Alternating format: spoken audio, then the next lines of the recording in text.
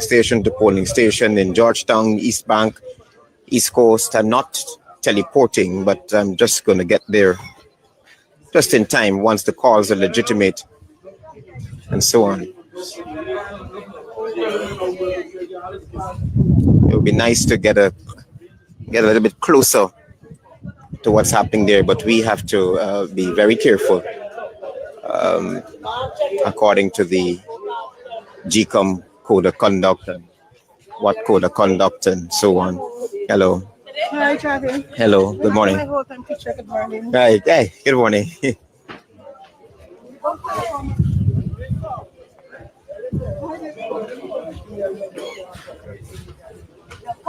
So you have some curious electors, some of whom can't yet find their names, going through the list to see if they find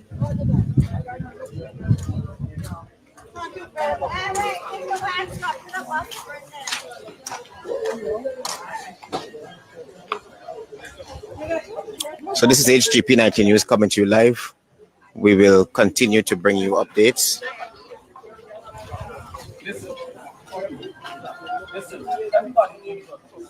Morning.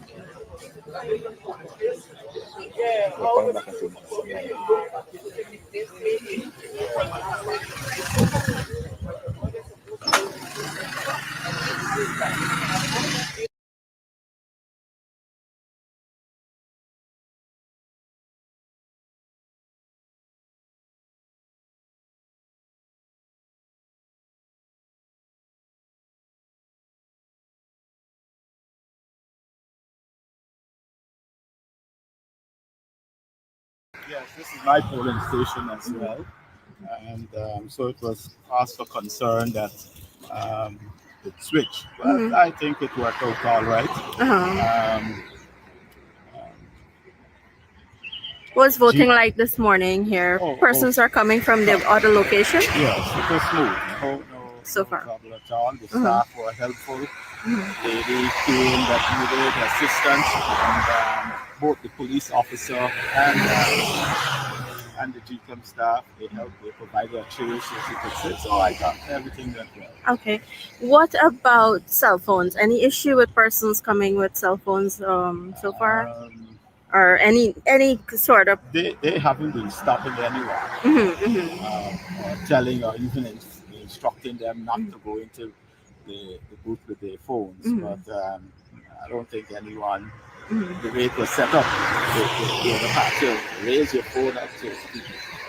So I don't think anybody used phones.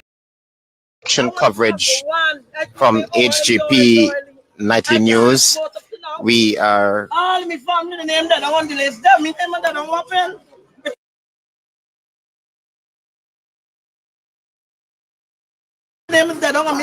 We are coming to you live from in front of the West Rhineveld Secondary School. Me vote come. All 5 years, every 5 years, no P.P.P come and vote. Where some voters are complaining that they have checked the polling station online. Let me understand what's happening, mommy. Yes. I come say I would number one upstairs there. I go to the police station. My name and the time me go. So I go back. My name and I want to know why. Me sister, me chair, everybody don't vote and I can't ever vote. Me name and down. Why me dead mother, me dead sister name that don't me name can't that down. Me vote come. I got vote today because I ain't moving. Did you check the list that's printed on the wall? The list. No name and down. I want to know why. And your entire family voted here? Yes, already. So here's the funny thing.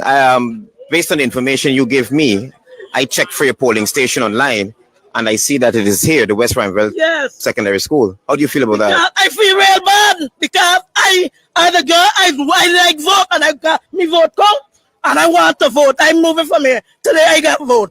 I can't show me name and that down. And you see that's some scampness in between. I want to know that.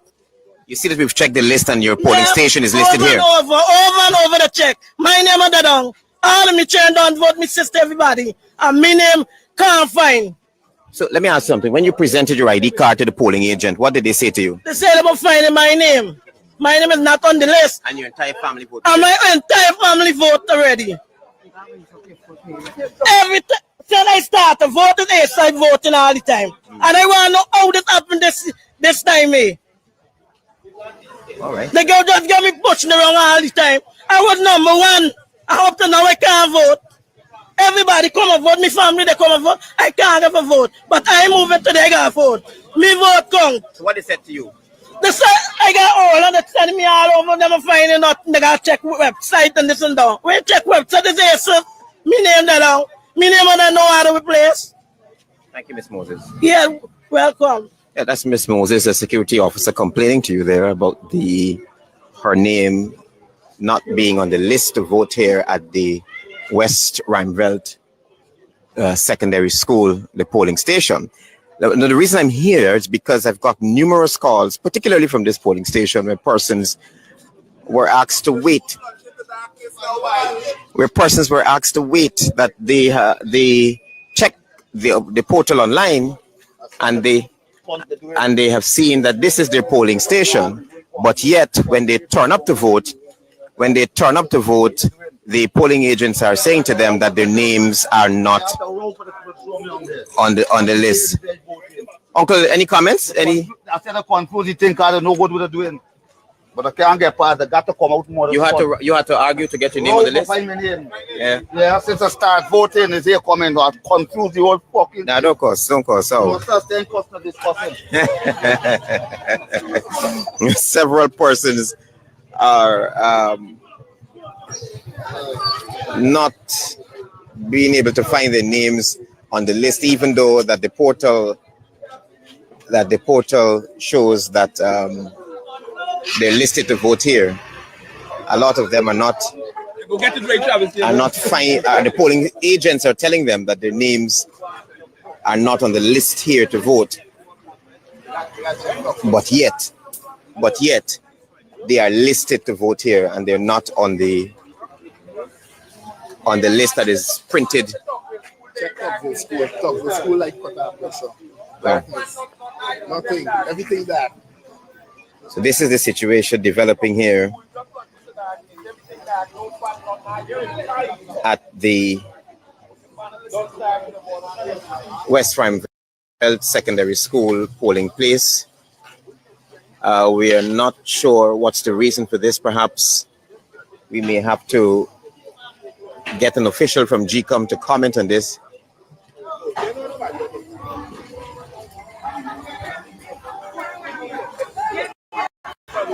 We have some other people who have been asked to wait in a corner by GECOM officials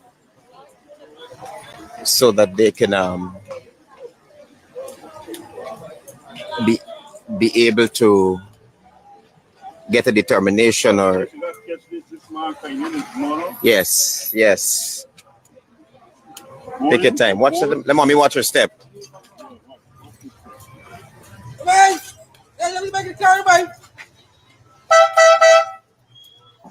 I'm looking for the other people who can't get a chance to vote as yet. The other persons who can't get a chance to vote. Can you recognize them? No. Yeah, I can't go in the polling station on video. I have to stay outside.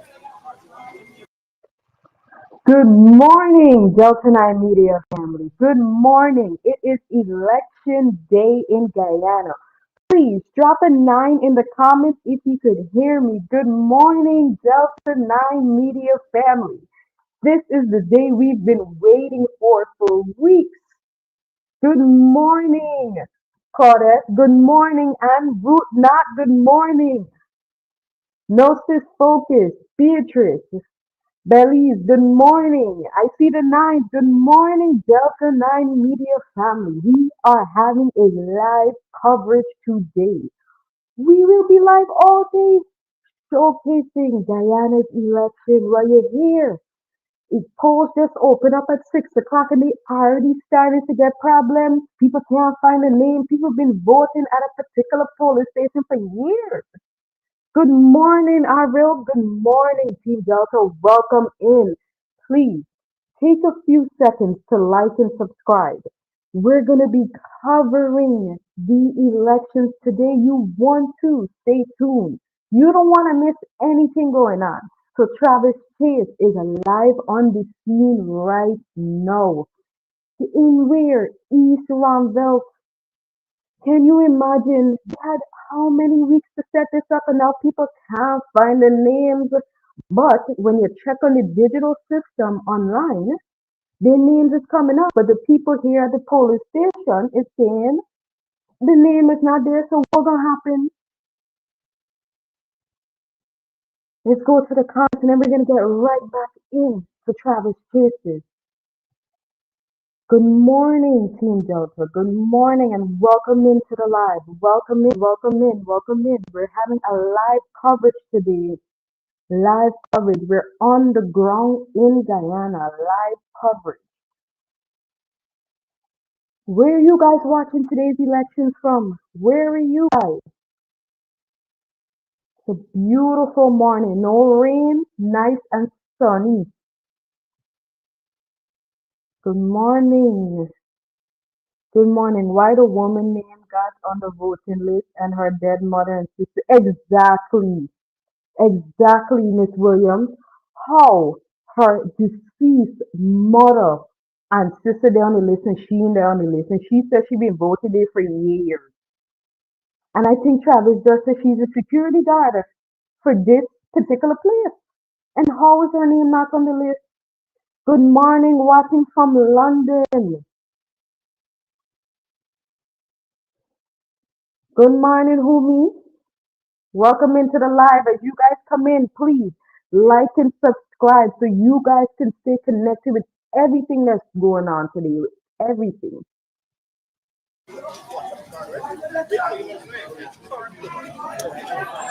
So Psycho. Psycho that?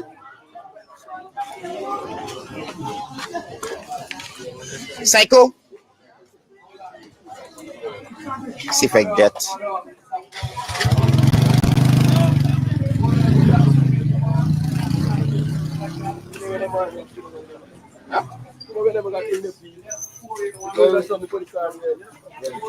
Yeah, this is what we're saying. They checked the GECOM link. Understand what's happening here.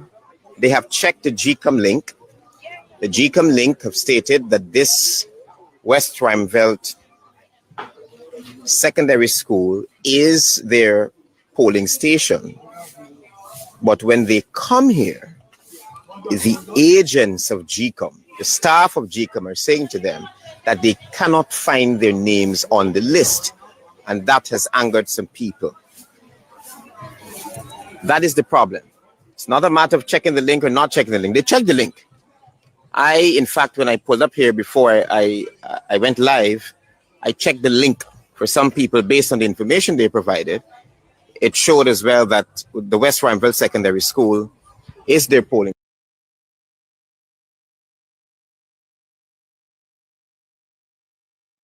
Yeah, see this, Antonio, I have already voted. However, the polling station I went to, some people could not find their names on the list. Something is clearly wrong. Yeah, hearing this, somebody that already went out and vote. Antonio is sharing his experience about what happened.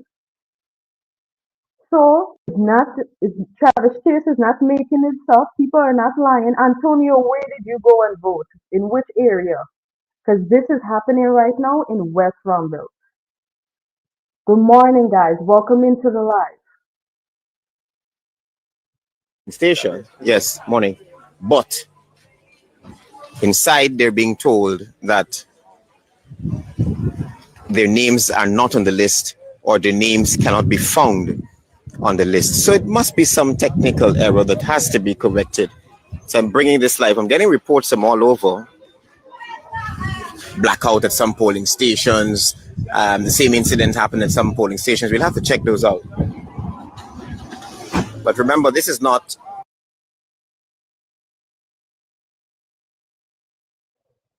This is ridiculous. In an oil-rich country like Guyana, you know the places that are going to be the polling places. Why not have generators there? Blackout, really? On the day of election, which they knew for weeks? And look, Antonio is saying that his polling station is in South Romville, so it's not that far away. You could let me know, Antonia, how far it is, but I don't think South Romford is far from West Romford, so something got to be going on. Travis Chase or HGP Nightly News saying this. The people are saying this. And they have, you've heard from the woman, Miss Moses, that she's been asked to wait by GECOM because she checked the polling, the portal online, and it shows that this is her polling station. But when she got here, they're saying her name is not on the list or her name cannot be found. So what you're seeing there,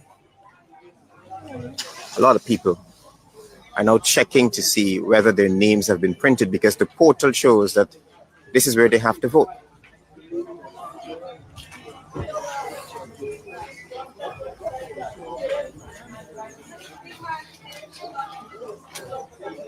I see a candidate for the Partnership for National Unity, Psycho Andrews, he might be responsible for the district. I'm not sure, but I'm going to try to get a comment from him before good morning, before I end this broadcast and head to another location.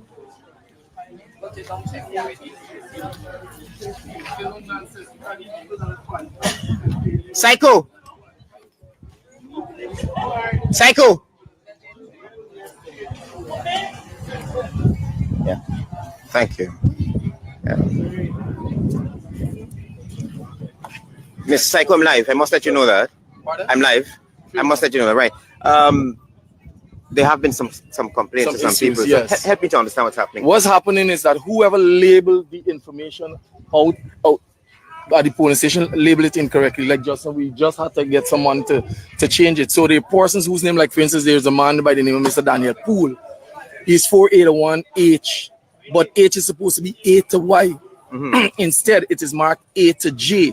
So he's of the assumption that his name is not on the list because it only covers up to J, when in truth it's supposed to cover all the way to Y. Right. So that's where the confusion is coming. So how are we sorting this out? Well, I'm ensuring that whoever's in charge, at this point, I don't care who it is, they're going to take a mark and they're going to have it rectified. And so far, so good, we've been able to get it rectified to an extent. To an extent. Yeah, we just have to wait and see what else comes up. Thank you. But that's the biggest issue, and the site is crashed. There is no agent where the electorate can go to have some guidance. There's none of that in place. I see. Just people in the polling place. So that's the trouble that we're in right now. All right, all the best. That's it. Thank you, man. All right. So we just heard from Psycho Andrews, a candidate for the Partnership for National Unity, who's on the ground trying to assist the folks there. If you look carefully there, he's trying to assist those who cannot find their names on the list. Those are being told, you can pass, Uncle, please. Go ahead. You can pass. Go ahead. Go ahead. Who are being told that they... I hope I get to okay. Who are being told that they cannot find their names on the list. So we have Psycho Andrews trying to assist.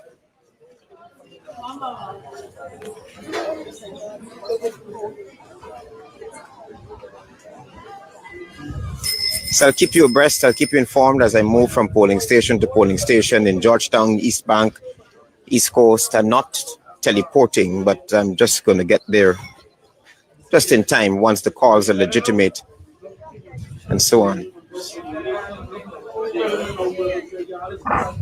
It would be nice to get a little bit closer to what's happening there, but we have to be very careful. According to the GECOM code of conduct and what code of conduct and so on. Hello. Hi, Travis. Hello. Good morning. Good morning. Hi. Hey. Good morning.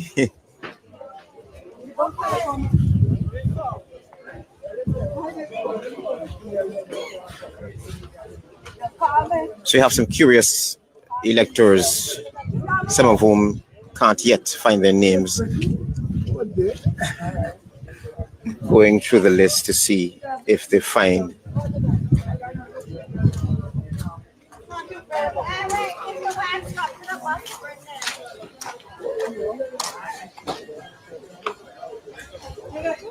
so this is HGP 19 News coming to you live. We will continue to bring you updates.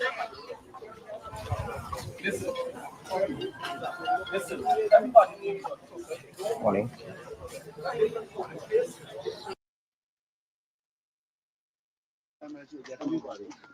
Yes, Mr. Martin, how was the process? Well, the first thing I had to object to how they placed the voting booth.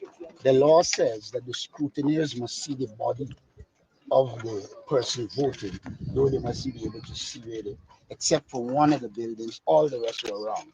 So I had them change, and I'm going to ask our chief scrutineer to send out a general notice to say to people they should stop the voting if they cannot see the person.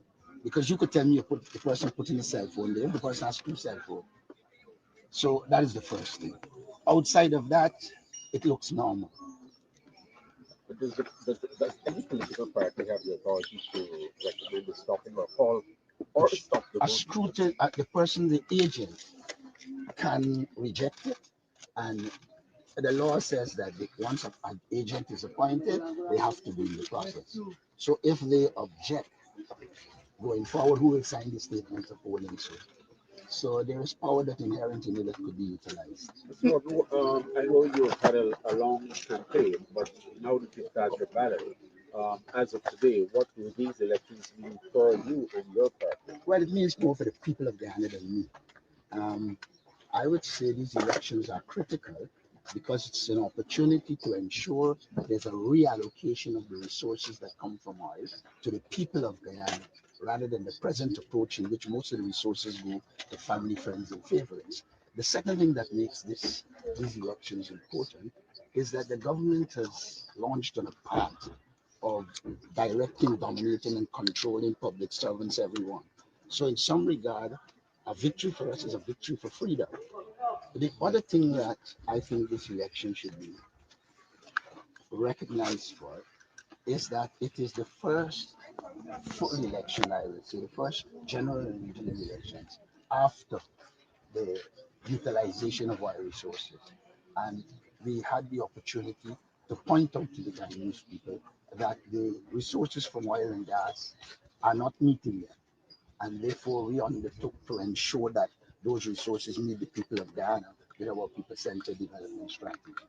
Mr. Norton, last night we heard of persons transporting ballot boxes to bordering communities, along with members of the joint services coming under attack.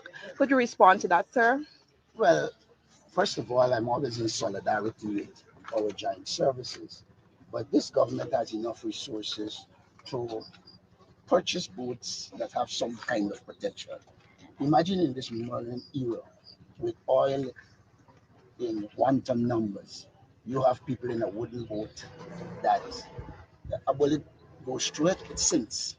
Additionally, I've always argued, even when I met President Ali, that we need to have the technology installed at the border areas so that you can keep up to date with what is happening on the border and not have to wait till some. What happens if they shot everybody in that boat? There's no mechanism for the government to know until somebody come up in it. So we have to use the technology to disposal to ensure that we can secure our borders. And so I would say the soldiers are at a disadvantage. The other thing is that the government has whittled down the training of the Guyana Defense Force. I think we need to ramp it up. There was a time when the Guyana Defense Force was one of the best in jungle warfare.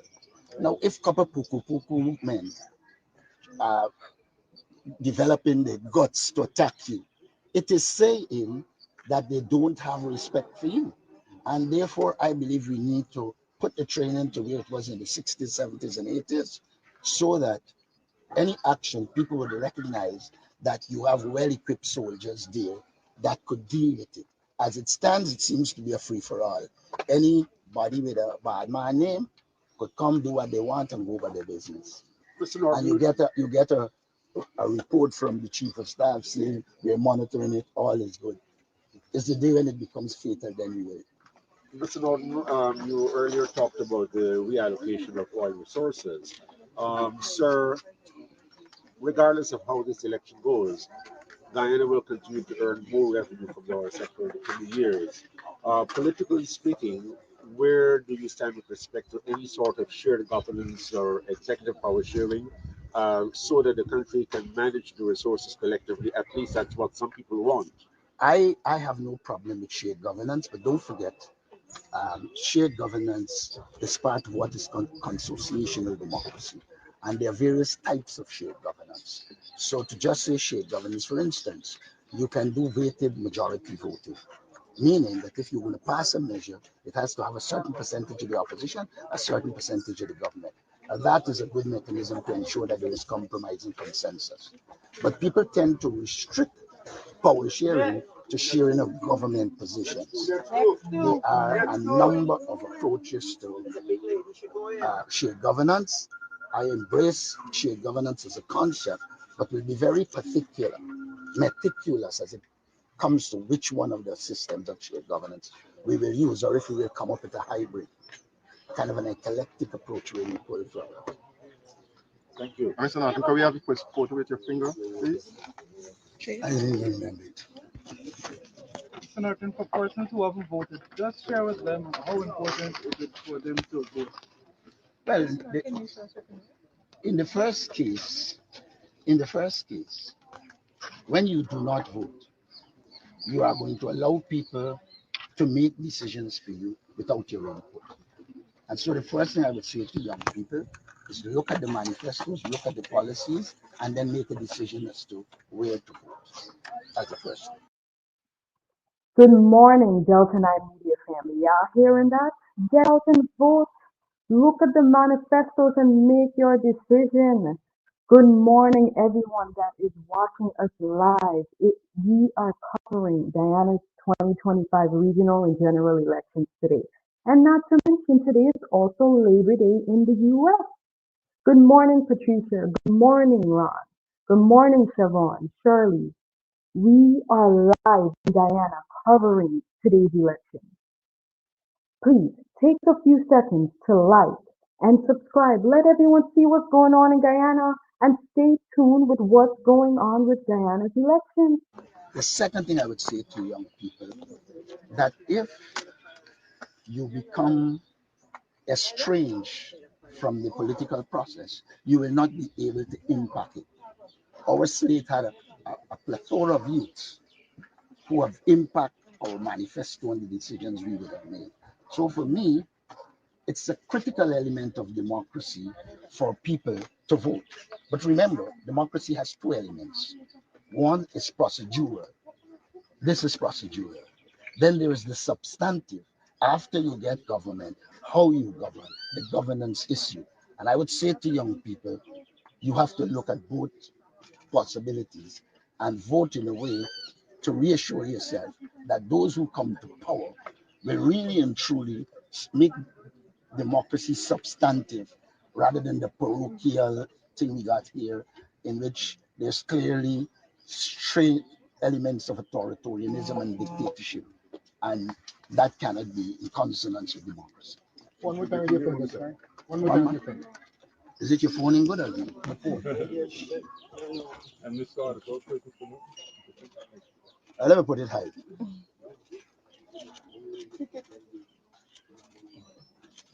That's it. Thank you.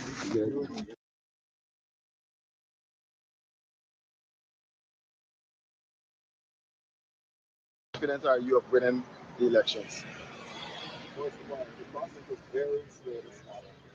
It took me 30 minutes to vote. And I have about 5 persons in front of me in the line. And I'm very confident that we will win this election because we have support in all walks of life, in the Indian communities, in the African communities, and the indigenous communities. And I'm encouraging everyone in all 10 regions, I'm encouraging you to go very early to cast your vote. Cast your vote for the party that you think. Well, we know who is the party because after 59 years of independence, we are still left behind. So I'm encouraging you to vote early and cast your vote. Now, you said that the process was slow. Was it slow to just um, did they have a delay in opening the polling station, or was it just slow to get the in the voting process? In the voting process, the voting station was already open. So I was here at 5:59 in the line. It was 31 minutes. So, in terms of, I know that persons at other polling stations have said that the GECOM staff were not vigilant when it comes to persons leaving their phones and so on at the polling station at the desk. Did you observe that?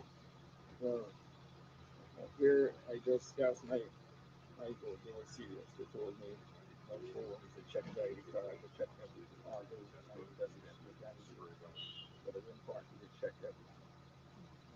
What would you say, especially to young voters who may not have made up their minds to come out and cast their votes today? To the young voters and to other persons sitting on the fence, waiting to decide, I am encouraging you and calling on you to come out and cast your vote. Because every vote counts, every vote matters. And we know that after 59 years of independence, we have problems with everything. Electricity is a problem, water is a problem, housing is a problem, sports is a problem, education. We have problems with everything throughout this country. So I'm calling on the youth to come out early and support the youth just like Thank you so much. Yeah, it's just a tent set up with a group of people underneath it doing nothing. And I'm not trying to. I'm sorry for those of you.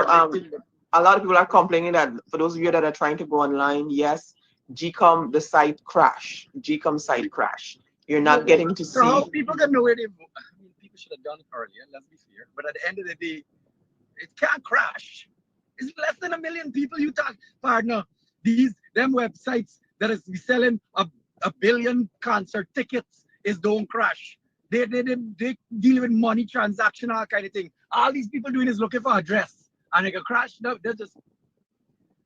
I know they got like Rowan Wilbur, some people like that, Adrian Barrow, and people like that tripping out right now saying that's ridiculous. It's impossible, because to the point where they would also believe that it's purposely done. Because I mean, you got how much people it could possibly be. How much? It can't be 1 million. It can't be 100,000 people. How much? How did we decide to crash? Kian is, when I say it's confusion, Auntie Melly, good morning. Please hide my identity. Parfait Harmony Primary is where confusion. People walking all over to find their room number. Then they have you from the primary to the nursery to the Westminster secondary. Then GECOM staff giving you attitude when I told them that they even called out my wrong ID number. What is going on? This is at Parfait Harmony Primary, the secondary. They have them walking to different rooms looking for the location, the room where they're going to vote. I'm not. Let me find out what is. I'm driving up the East Bank right now, so I'm a little ways off. I could go over the river. Why is this new bridge open? You think they can let me drive across? A polling agent just send me a picture as to how people are voting. So I see a lot of you are complaining that at these private residents and even at the primary schools and stuff, how the polling, how the room or the little confinement that they provided for them to vote. Some of the agents can actually see who you're voting for. But then I see somebody was saying in the comment that it was arranged this way because they don't want anybody using their phones to take out any picture while they're voting. So yes, so I will say that as well. But I can't remember the security company. It wasn't sheriff, but there was a private security standing not too far over my shoulder. They told me to just, so the booth was the cardboard set up on a table to hide where I'm voting. And they just asked me to leave my cell phone right at the head of the table, just when I walked in to vote. And then there was a security guard standing, and if he could have seen where I was voting, he could have seen, but he didn't look like he was particularly a threat. I don't know if I want to raise an alarm about it. But he was definitely standing behind where I was voting. He was standing where he could see my ballot paper, but he didn't look like he was doing anything in particular. Okay, so somebody is complaining here. Good morning, Melly. Please hide my identity. I'm working for GECOM at the polling station. They use the upstairs of the school, and most of the elderly people and those that can't walk can't come up to cast their votes. I'm asking her that's why I'm asking her which polling stations is this. Y'all need to give me, when y'all are writing into me, y'all sending in complaints, y'all need to give me specific locations so that when I read it, I know where I'm sending. How are these things not taken into consideration? You could tell how many people probably all through elections years have been disenfranchised.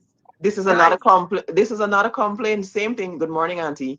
How can the people who in charge of elections place the polling stations upstairs at Blade Hall multilateral? How will old people who get knee problem get upstairs? How about wheelchair people? Shaking my head. The process there is frustrating. The names are all over. They're telling you Q to Z. When you check your name not there, it's at A to Z, or it's not at the location at all. It's bare frustration down there. My God.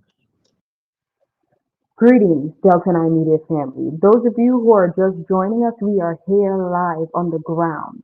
Melly Mel is live right now. As you guys can hear, there are so many things going on today that should have been smoothed out the day before elections, 2 days before elections. Remember, we've been having this countdown. People can't get to access to vote because it's up on a higher level. People's names are not there, and we're hearing that dead people are still on the list. A lady said her mother and her sister. Let's get right back into the video, Team Delta. It's crazy. They're trying to get as little people to vote as possible so that P.P.P and A.P.N.U could stay in power.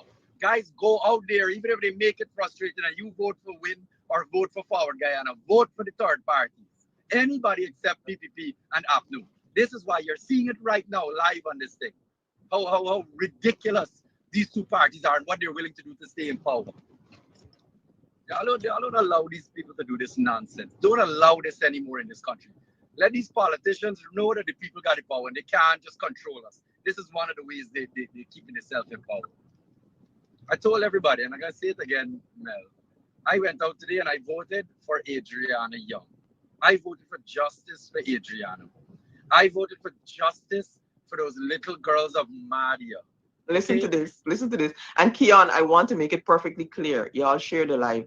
Everything that I'm reading here, I'm leaving it for public record so that agents could go back and see, so that small parts could go back and see. I'm going to be posting everything to my page. It's going to be a lot of page. Every minute there's going to be a post on my page. You need to follow. Like I said, when I make these posts, please go over there. Go to the Melly Mel page, tag the relevant authority. Keon, I'm tagging you in all these posts as well. Listen to this one. Good morning, Melly Mel. Hide my identity, please. Problems at Dolphin Secondary School polling station. GECOM give their staff stamps that's not working or stamping numbers properly. A guy inquire about it and they call the GECOM observers and they have to come and teach the worker how to use the stamp. Please let the people of Guyana know they have to observe these small details, because any wrong numbers stamped, the ballot will be spoiled. Yes, that's happened in the recount. That's exactly what's going on. Now, I have something to say on this, Mel. And I have a friend, and I know she can be listening. All right? She is a girl that has highly educated. All right? I think she's doing her master's right now. And one of these social-driven people wants to see better for Guyana, a patriot, and went to apply to GECOM with a couple of her friends, all who have degrees, all who have, they weren't hired. I'm sure they weren't hired. They were not hired. She said she went in the class and they were doing they're doing the introduction, and she said the questions, you could tell how many people in class uneducated, are barely reading and writing. And she said none of her friends were the ones that were asking questions, the ones that were trying to, clarify the process. They were not hired. They only hire uneducated people, and they're doing it purposely. They did that, and they did that on purpose, because not only that, a lot of polling agents and POs and stuff that are seasoned election workers that work 10 and 15 years, like 3 and 4 elections straight, were not hired in this election. Let me make that perfectly clear. They experience polling agents and workers and POs and presiding officers and stuff were not hired for this election. They were not hired. A lot of them were not hired. Why is that? Why does A.P.N.U have these old, decrepit? Not I'm personally insulting them, but partner, you've been there long enough. You're clearly in doing your job representing the opposition. I'm sorry. They're, it's the same commissioners that have been there since 2020. All through the nonsense that we dealt with. A.P.N.U, if A.P.N.U wanted better, they would have put better people in there. They have very good people in A.P.N.U, Daniels, Dexter Todd could have been there. I ain't personally vouching for nobody, but I'm saying that there are people out there that could have, represented Guyanese better. These guys, these old boys, they don't even know to use social media. They ain't even talking. They got P.P.P running circles around them. They're in bed by 6 o'clock. Somebody send me this. These are the numbers that the P.P.P are calling. These are the numbers that are calling, and they are telling people to call. So it's the same number that critics post. Those are the numbers calling people, telling them that, oh, we have you here down to vote for the P.P.P. Remember, critics would have advertised these numbers. So somebody sent it to me and said, these are the very same numbers that are calling us, telling us that they have us down here to vote for the P.P.P. Listen. We have you down here to vote for the P.P.P. There, that people panicking. When you gotta go to that level, when you gotta go to that level of desperation, when you see the people reach to the level of desperation, listen. Today, unfortunately, there's blackout, and all the agents inside are very, very hot. They have no fans, and the ventilation is minimal. But the rest of the process went flawlessly. I have to commend certainly the people at this polling station. I know last evening there was a situation out in the Essequibo with both of the agents that came under attack. Must be concerning. Yeah, definitely. I mean, I think we need to be prepared for Venezuela to take several acts that are likely to destabilize. That's just one of them. I mean, you have to be wary about attempted cyber interventions and other interventions, particularly on social media and otherwise. And I hope collectively as a country that we stand together to resist whatever efforts they take to disrupt this event. And I know, sir, well, you've voted and you've cast your ballot. There are a lot of young people and a lot of folks who say these elections don't matter to them, so they won't be voting. What would you say to convince them to get out there today and vote? They have about, the young people, 40 to 45 years in this country. We are at the most fortunate economic circumstances in our history. This is going to impact your life more than any other generation. It is absolutely critical that you at least play a role in determining what kind of country you will live in and what your future is likely to be in Guyana. And Mrs. Hughes, not the first time in the rodeo for you. So you're back out here as a candidate and also as a supportive wife. Tell us about the campaign and the process here today. The campaign was challenging. Good in the sense that we had a lot of key members and supporters that rallied. Challenging in the sense that we were in a race with quite a few other big players that had unlimited budgets, probably from questionable sources, but who knows? So we really are the David amongst the Goliath. But I am so happy. We feel good. We're happy that we have come to where we are today. Our policies, we spent a lot of time on our policies of what we would do for Guyana if we are given the privilege to go into government. And I think that anybody that reads them or felt our message would know that it's not the same old that we've seen for the last 50 years in Guyana. It's a complete change, a change that allows more Guyanese, especially as you talked about young people, to really ensure they get their fair share. Yeah, I want to ask you the same question about young people, but also young women, the importance of them going out there and make their voices heard today. Absolutely. I call on my sisters, step forward. Good morning, Delta 9 Media family. Those of you who are just trying to call, you guys can call back the number. I'll put it on the screen. Okay?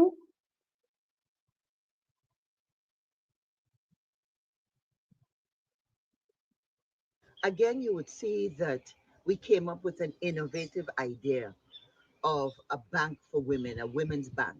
And that's because we've done our research. We spoke to them in our listening and grounding sessions, which started a year ago. And we know that they have, the majority of women are keeping our families standing despite the challenges of cost of living. They're the ones that are doing small businesses that are doing well. And if they just had an opportunity to raise the level, they could do so much well, so much more for Guyana. So we've had a special focus on our women and also our young people. We've recognized that the Guyana education system has failed them. When you have so many young people, 48% dropping out before they even could get into high school, that's not a problem with the family or the children. The problem is with the system that's teaching them. And therefore, the fact that we have come up with a skills training program that gives them a stipend, that will give them tools at the end of it, and also a unit that will match their skills and training with the job. You know, we've made sure we've done the full circle. Too many young people have gotten the certificate and then sit down and get frustrated because they can't get the job. So we're excited. I think, well, not I think, I know today is a day to listen to what Guyanese will say because Guyanese will speak today. Thanks a lot. Thank you. Thank you for coming all the way up here. Yeah, thank you, guys. Madam President? How are you, Madam President? Yeah, you making your friend got walk back. Every time I see her, get motivated. I imagine you, a man, a big belly going down me on this chocolate. All right. Be good. This is one quick shot. We're going to do a man's. Yeah. With the exception of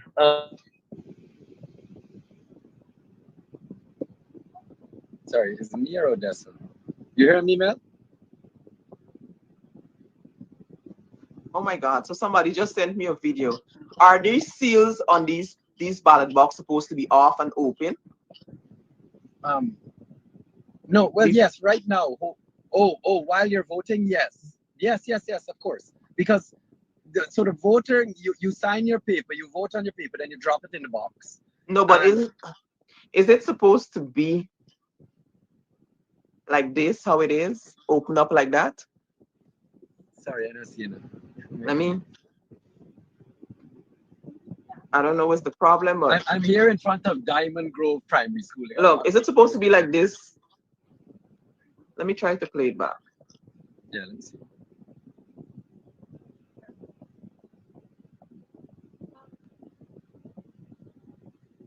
The video is kind of short, and it's very short because he just, you see, it's a slot that it's supposed to go in.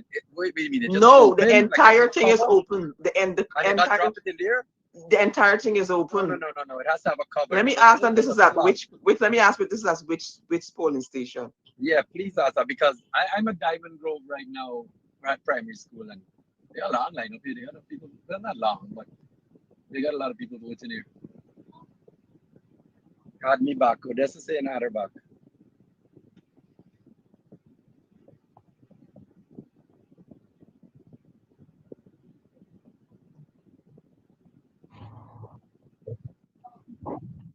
yeah, sorry about that. I don't know what is going on, but I got a phone. My phone rang and it just disconnected the thing. I'm sorry because I'm mobile. Just out of curiosity, anything in Diamond? I'm in Diamond right now. You guys have any issues, any reports of anything happening in Diamond? I'm at Grove Diamond Primary School here. Tell me. Not that I was made aware of because I just left Sophia where I had to vote. So in the time that I was physically in the polling station, Odessa even though I was not just received a complaint about one of your agents at the Kuru polling station. Auntie Mel, I just come from voting, and I don't like how they're treating the scrutinizers. They just put one of them outside. I don't know why, but I know that in order to observe, you need to be inside. Why did they put him out? There's at Kuru polling station. Whoever in charge could probably make a call. No, but that is what I'm saying, though, Melissa.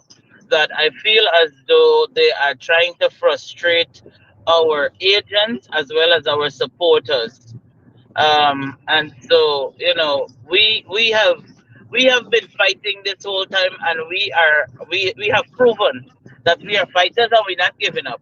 So there's absolutely nothing that GCOM, that the government or anybody could do that could frustrate us. At this point, we hold in and we're standing and we're protecting our democracy.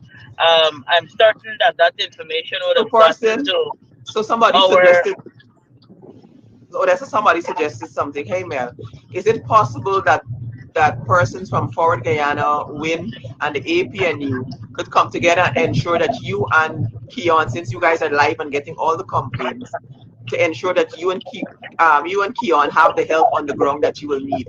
So it might be hard to like send other people to these polling stations right now because I don't think anybody's supposed to be there. I don't know how that's supposed to work.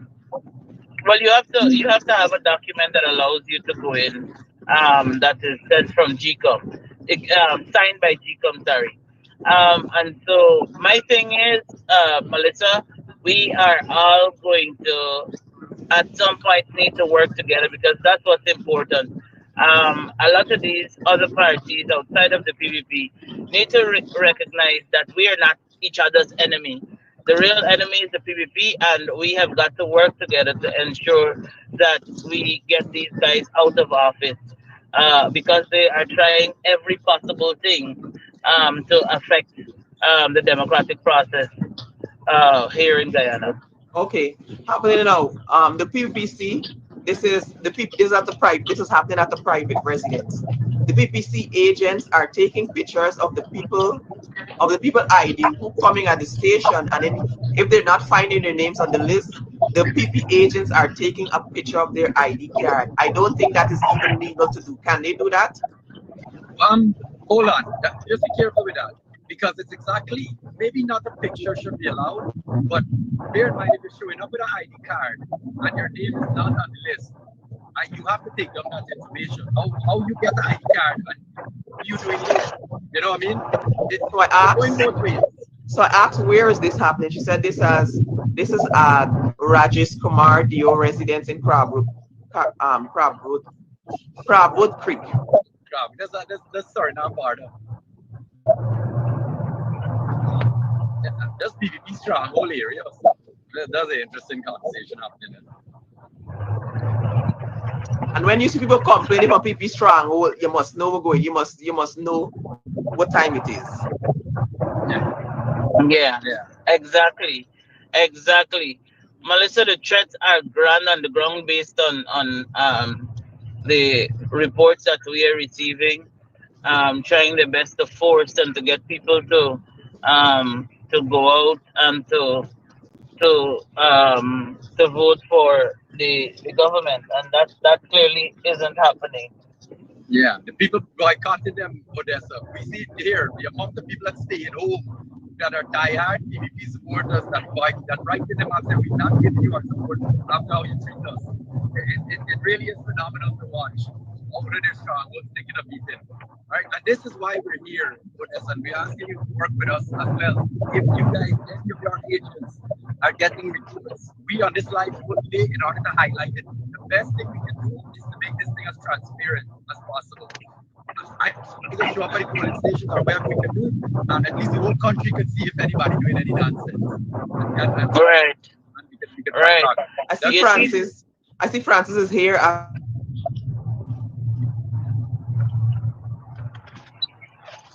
You see, Mr. Jabor, let me tell you something. That is why more than ever we have got to work together to ensure that that democracy is achieved um, and that we get the government out of power post haste because the people have spoken. And they have spoken time and time again because, as I would always say, right, this time a long time. And so, before when you could lie to people and tell them all sorts of foolishness because information not getting to them fast enough. But we're at a juncture right now where information is at the click of a finger. We're seeing everything in real time in some cases on social media. So you can't lie to people anymore. I went to Burke the other night in what was deemed one of the BB strongholds, and the whole place ain't got no street lights, no nothing. You could imagine this is your stronghold and this is the way you're going to be treating people. So I am not even worried about where Win stands.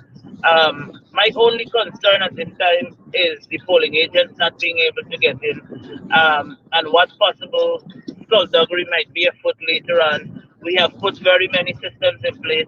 The people in communities remain vigilant in terms of ensuring that the ballots are protected, and so forth. So that I'm not worried about at all. How Guyana feels about Win is I'm not worried about at all. We have done the work. We don't need to be coming knocking on people's doors today to tell them go come out and vote for Win. The people know what they have to do. They know what they have endured, and they are definitely ready for change. Yeah, definitely. I completely agree with you. I think everybody out there is going out to win. I was at the rally on the beach, and I can tell you, I'm encouraging everybody to go there and vote for win. We need accountability. We need justice for Adriana. We need new people in parliament that will do right by Guyana. We done with the P.P.P. and A.F.C. They had the chance. It's over now, the victimization and the fear. If you're one of those people that feel scared to talk out, imagine this government working for you and you frighten them. That's why you voted to get rid of them. You can't be scared of the people that working for you. That's exactly what needs to change. The neglect. They feel like they own Indian people. They feel like they own societies. That's why the Indian people need to come out and vote against them. Show them that you are in charge, not them. And then just neglect them.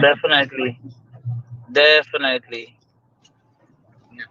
You know, let me tell you something. Some of the hardest people to get to change their minds is the older folks. The young people, they are set.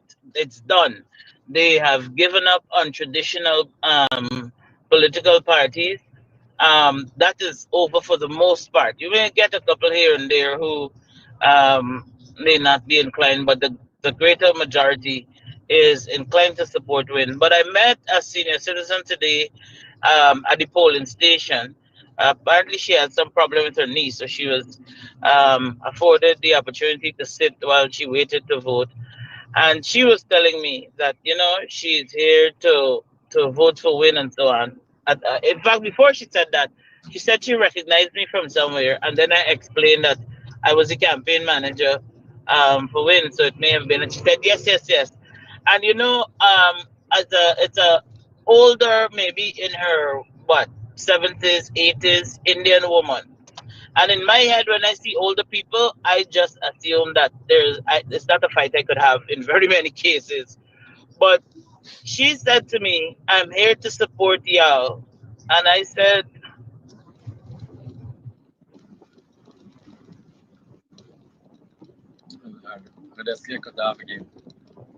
She can probably come on back. I'm so glad to hear Odessa's, side of the situation, because here, like you just said, Mel, the people on the ground, what's happening? I can drive across the Stabrook Market now and do a little walk. I want to feel what the average Guyanese is thinking. You know what I mean? I want to understand. And so far from my experience in border just now, Win Azradine has a real chance of becoming the president of this country. Okay, the P.P.P. supporters are done with them. They've realized they neglect and nothing ain't changed. And the Win supporters are out there, energized. I'm so sorry about that. You see what is happening? I'm getting so many phone calls that it keeps disconnecting the line. I have my phone so far away, and I see people saying it's close. But I was saying that woman said to me that her house collapsed a few years ago, and she went to Mohammed's Enterprise, and she spoke with Shell, and he sent somebody to check the place because she said, based on what she was saying, he wasn't certain if the story was true. And so he sent somebody to check the place to verify that the story is true. And by the next week, they started billing for her and so on. And she said that was many years ago. But she has not forgotten that when she needed help and she went to the government, that she didn't get that. That is that very many times people forget these good deeds, and they Yeah, go to was them people and all they and get turned down, and they still come out and support people who ain't do nothing for them, who ain't care about them, who hasn't done anything for anybody for that matter. um so I really appreciated that story and appreciated the fact that at that age she was able to change her mind based on generosity. I'm not saying that you should vote for people just on the basis of them doing something for you, but I like the fact that she's saying that when this is the people who were there for me. Yes, but that's you know what the truth is Yeah, of this situation, that the Mohammed's family has done more with their private money to help Guyanese than any other Guyanese has in the history of this country. And the PPP can paint definitely. any picture they want of what the money, where the money come from, or whatever issues they think they inventing and they lying about and they manipulating. But I don't care about any of that, because at the end of the day, they still use their money from their pocket to help guys. All these politicians from PPP and AFC that talk about, oh, look what we're doing for Guyanese, using our money and then trying to take credit for it. Those people, the Mohammeds, use their money to help people, and that's the difference. All right, show me one Irfan or JAGDEO or Northern or any of them ever took their own personal money to help any guy. Mm. Right? Yeah. And now you got people. Imagine you have access to the national purse and you're still helping people. You don't want to use your money to do it, but now you have the nation's money, you have the people's money, and you're still not doing it. Listen, I ain't able. But Melissa, I will have to jump on the live periodically, because I'd want to check in with my agents to find out what is happening, as well as to Yes. go into different polling stations to get some That is updates. fine. We So here I all will day. be jumping on and off of the live throughout the day, And we are here to all bring day. updates. You can jump on and off as many times as you like. Appreciate it too. Mwah. Thank you guys so much for the work that you're doing. I appreciate y'all. Just letting you know before I go that what you're doing is needed, and we thank you very much for that. I know it's not about win, it's about the people, but I get it. I'm still thanking you nonetheless. Here, and Melly Mel could come home free of victimization when Ashley become president, right? Yes, Here. yes, we're flying her home for the inauguration. No ifs, buts, or Very good. maybe. Yes, Good. too. Yeah, that is what is happening. Good. And hopefully my stuff gets sorted out so I could fly back with you Girl. and stay for a week. Because I know you need a vacation after this. I do, Melissa. This is the toughest battle I've had in my entire life. But it is worth it, and victory is soon and sure. Okay. Take care. Let us know any doubts Yes, we're here. All right. definitely. Take care. Thank you.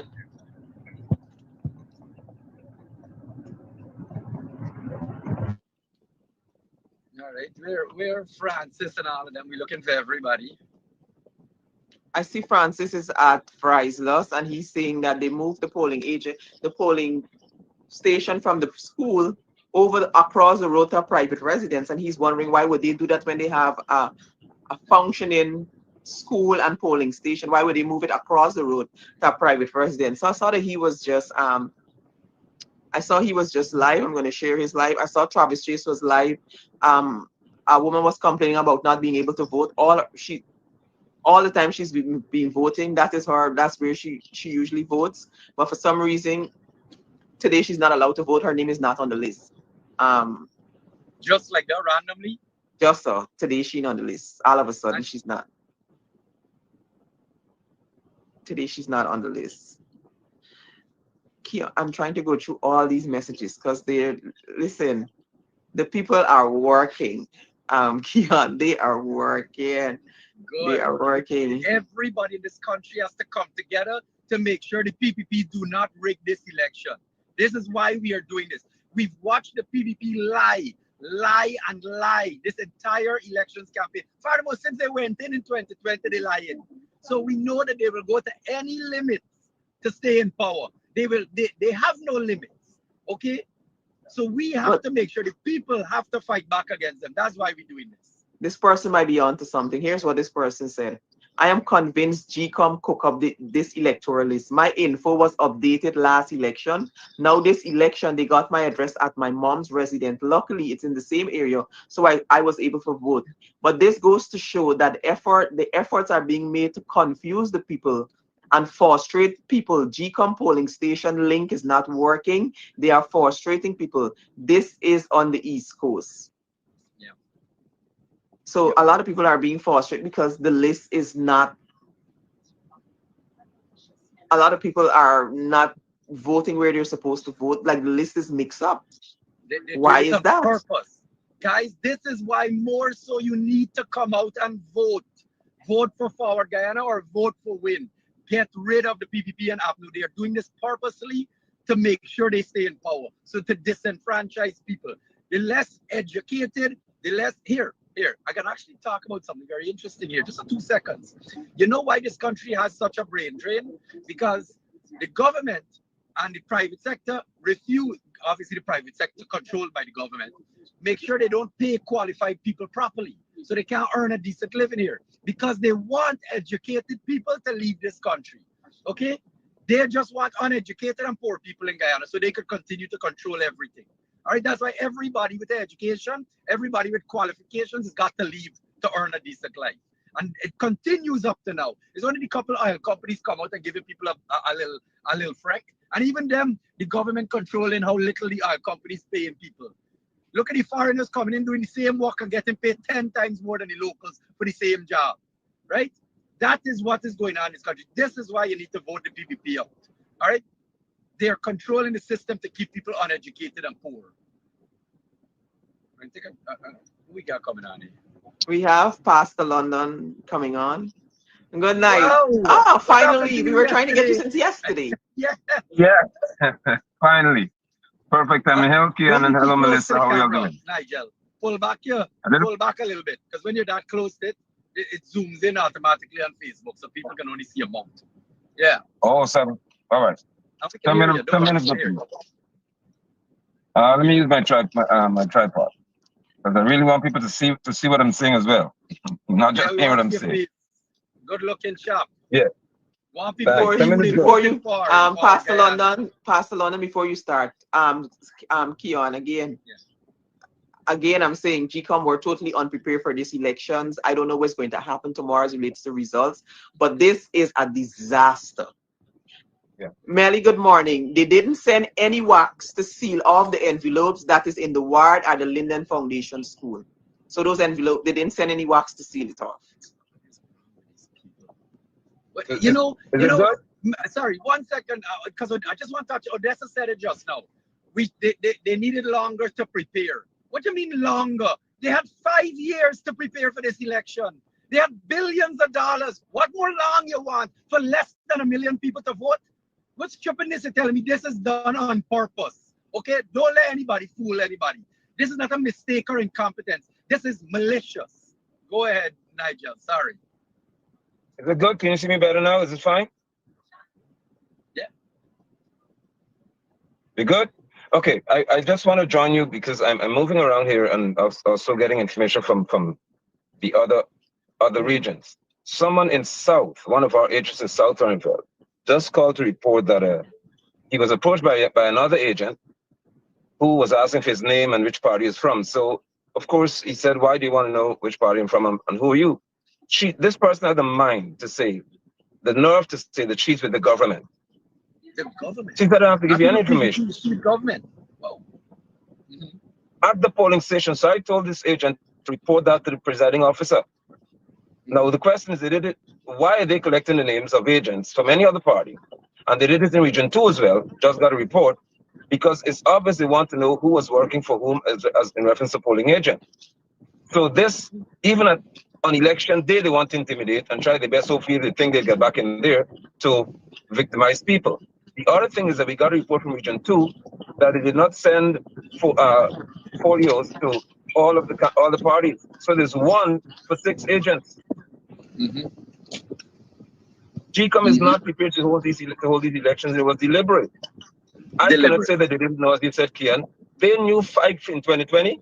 That is like within 3 years or 2.5 to 5 years, they'll have another election, depending on how things go. And all the problems we had in 2020. I was there. Exactly. I personally dealt with it. I could tell you all these problems happened in 2020, and they ain't changed nothing purposely. We got CARICOM report, Carter Center report, EU report that told them how much things need to change and fix, and they refused to do it because the P.P.P. and A.P.N.U. and the councillors in there want things to stay the same. They want the confusion. They want to be able to rig. Yeah, I'm convinced. So we're moving around here. Then we had a case in London where the police in West Watuka, which is a known P.P.P area, as they call it, were trying to get involved in reference to somebody saying our agent who has got the letter. So you see, we can't go to observe. So we have to remind the police of what their position is. Your job is to keep law and order. The police is not a presiding officer. The police frighten the government more than anything. Somebody, Pastor London, somebody messaged me this morning to ask me why are police still guarding Minister House today, elections day. No, wow. They can't change just yet. Hold on. They can't change it yet. It's elections day. It's elections day.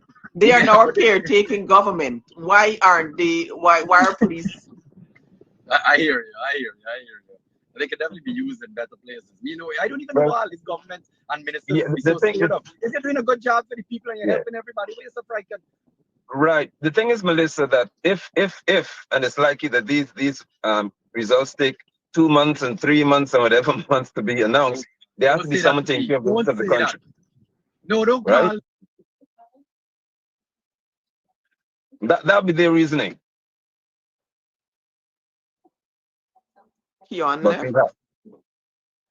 we have to be very vigilant, Melissa, and I must say that I thank you for especially this broadcast, this platform, and your vested interest in what's happening here in Guyana. So it has to change today.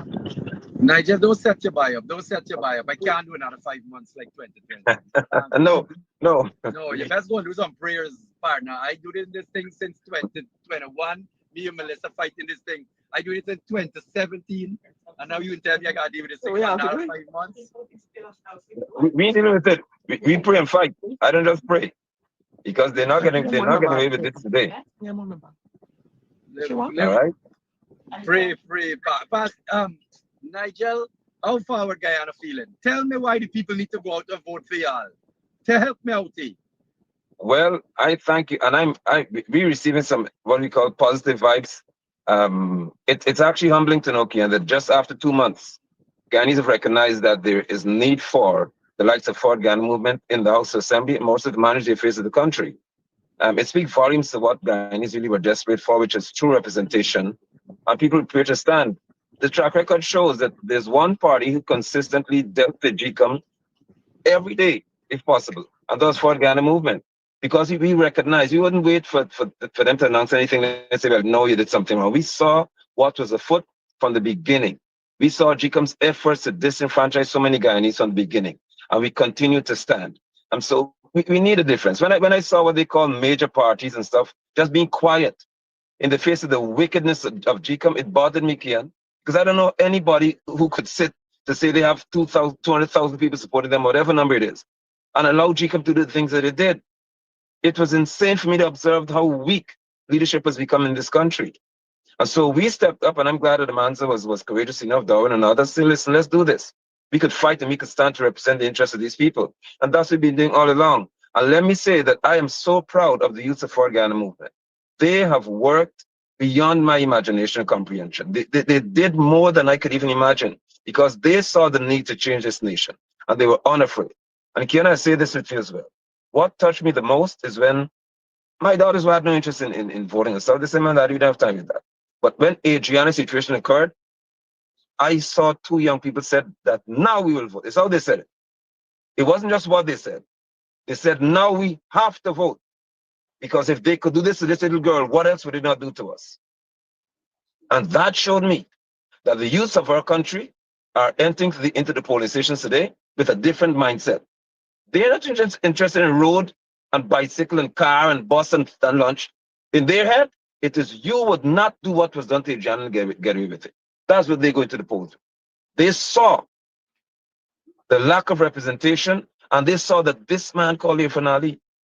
had the mind to try to convince these youths who live on devices and who have access to information like that and share it, that Adriana was in the pool all along. So the youths are going to the police stations today as a rebels to say you have to get out of there. And they're not playing with him. They're not playing with him. Nigel, it's not even, I just want, it's not even the confusion about Adriana Young's murder. It's not even about the things that we all saw that we know they're lying about. It's the fact that they have not even changed anything since that happened. The police have gotten more corrupt. The police haven't fixed anything, no investigation into that murder. And the government has now, the A.F.C, P.P.P government has brushed it off and said that this is not their business anymore. So little children could just die in this country and they don't care. They're moving on with their life, right? Same thing with Maria and all those girls. And anything changing the fire service, nothing. Fire trucks is still show up with no water. School's still burning down. So we need to vote these people out to protect our families. Yeah, and right here in Linden Key, and we have a school. And Melissa, we have a school. It's a wooden structure held upstairs in a place called Lyshas. Wooden structure. You know that there's no fire escape even after what happened to Madia. They don't care. Not only that, something I'm glad you bring up this Madia thing because I wanted to touch on that. Keon, I want to touch on that since yesterday. And listen, I saw somebody in the comment, Frank Natoya, whatever, is saying in a comment that, oh, why is it we're not inviting anybody from A.P.N.U? Let me just make it clear. When me and Eon decided that we were going to do this countdown to election and Guyana decides 2025, we made it perfectly clear on the live that at any point in time, anybody from any political party is free to join, including, we even say even critics could join, JAGDEO could join, A.F.C could join. Once he's willing to answer the question that is being asked, that is being put forward to him by the persons in the comments that are going to be writing to me, anybody, any and everybody can join this live. We are not saying, oh, nobody from the A.P.N.U can join, but there's only people from WIN and Forward Guyana we have been getting. We haven't even gotten anybody from Simona Broom's party. I would love for somebody from Simona, a representative from Simona party, to hop on the live and speak, but the live is here and the live is going since yesterday, since last night. Anybody is free to join. We are not being biased. Anybody can join the live. You have something to say, you have a concern. I said this is and I've said it over and over. This is not just about, we have one common enemy, and that's the P.P.P. We are fighting against one another. Today, our jobs, all the small party jobs, whether it's ALP, whether it's Forward Guyana Movement, whether it's WIN, one common enemy, whether it's A.F.C, anybody can join. We did say that, and we've been saying that since yesterday. So we are not dictating or saying who could join and who can join the live. Anybody can join the live. You have any concern, you are free to come on. You're free to think. Our job here today, we are basically just keeping watch. My job is to report all the incidents that are happening at these polling stations, to get pictures, recording of any rigging or anything that is taking place, and to put it in the public domain. And then it's up for the international observers, the small parties, the parties, GECOM, to observe, to see, so that we are able to get an election results hopefully soon. But with what is happening now at GECOM and all this, that all these incidents that are happening, it's crazy. And you know what's funny? Last election and the election before that, people like myself and Keon and Francis and us, we weren't this vocal on social media. We didn't use social media enough. Until after, until it was too late. Until it was too late. We used social media literally until after 2020 when P.P. was in. Then is when most people started coming to social media to voice their concerns. And that's true. And that's true. We didn't use social media enough, because with social media now, and it's like me just sitting here and getting reports from each and every poll station that have an issue. And I'm just sitting right here. Buxton, Fowlis, Region 2, Region 9, Region 1, District, and everybody's just sending stuff in. And this is why I must say that social media leading up to this election, before and after, and social media has played a really, a very, very important part. And Pastor London, I want to say, listen, people like, I know sometimes people come on this live and people say all the time, and they thank me for my work, and they say people like me encourage them. Judge Chichi, you could join the live too. People like me help them to be strong and stuff. But let me just say something to you, Pastor London, if I've never said it to you. When I see you as a loner, and I keep saying it, the people like you and Simona Brooms and Amanza and y'all deserve to be in Parliament. I can't stress the importance of people like you, Simona Brooms and Amanza. We need y'all in Parliament.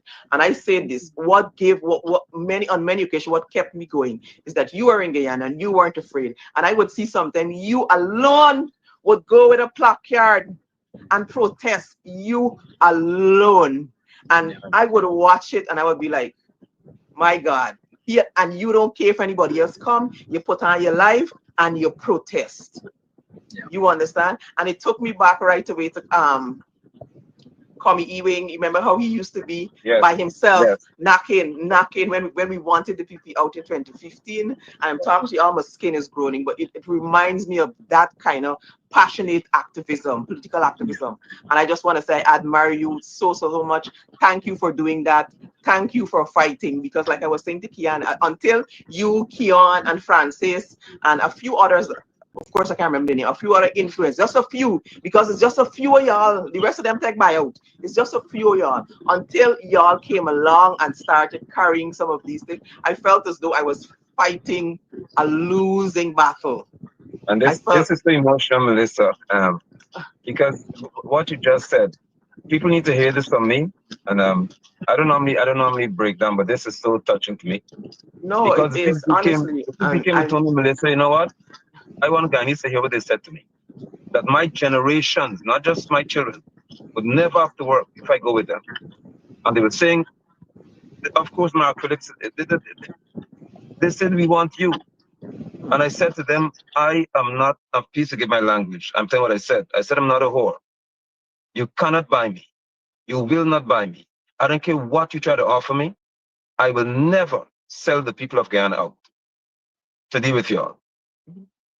I said, if ever you see me come around y'all, it's because half of y'all would not exist the next day. And when my mission finished, I'll leave. That's the only time I come. If I got something to do, I don't want to go to jail. So leave me alone.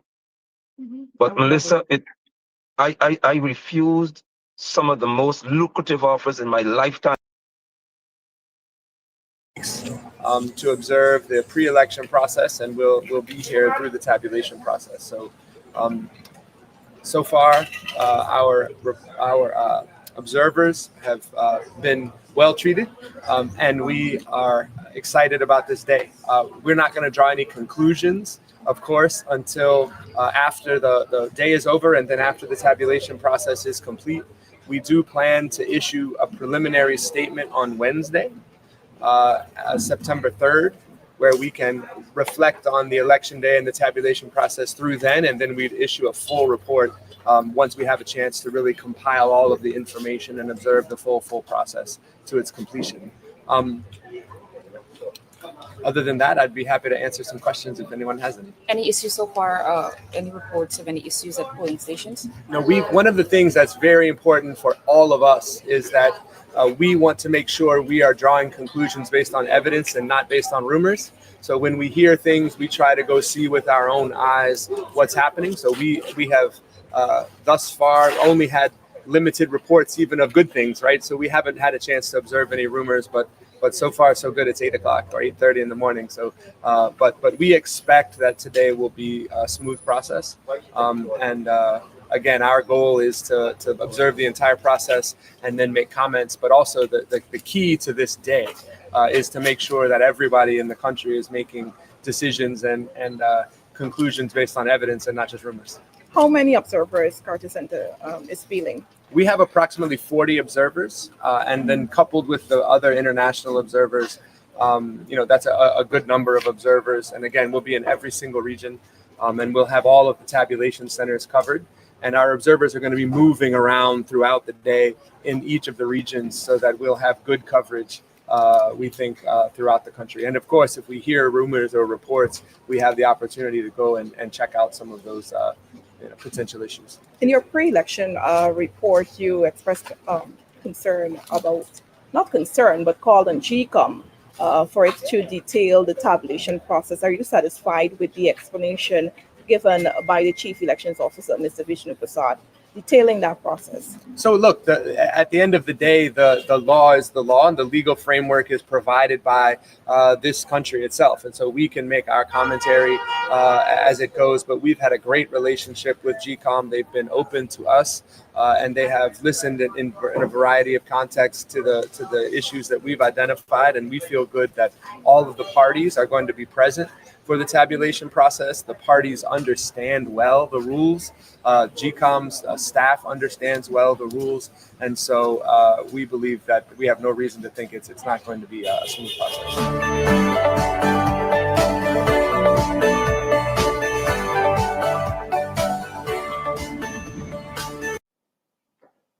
Jason Carter of the Carter Center speaking with reporters there at the F.E. Pollard Primary School in Georgetown. We want to check in now back with Vishani Raghaber, who's covering the elections for us on the east coast of Demerara. She's now at Chateau Margaux.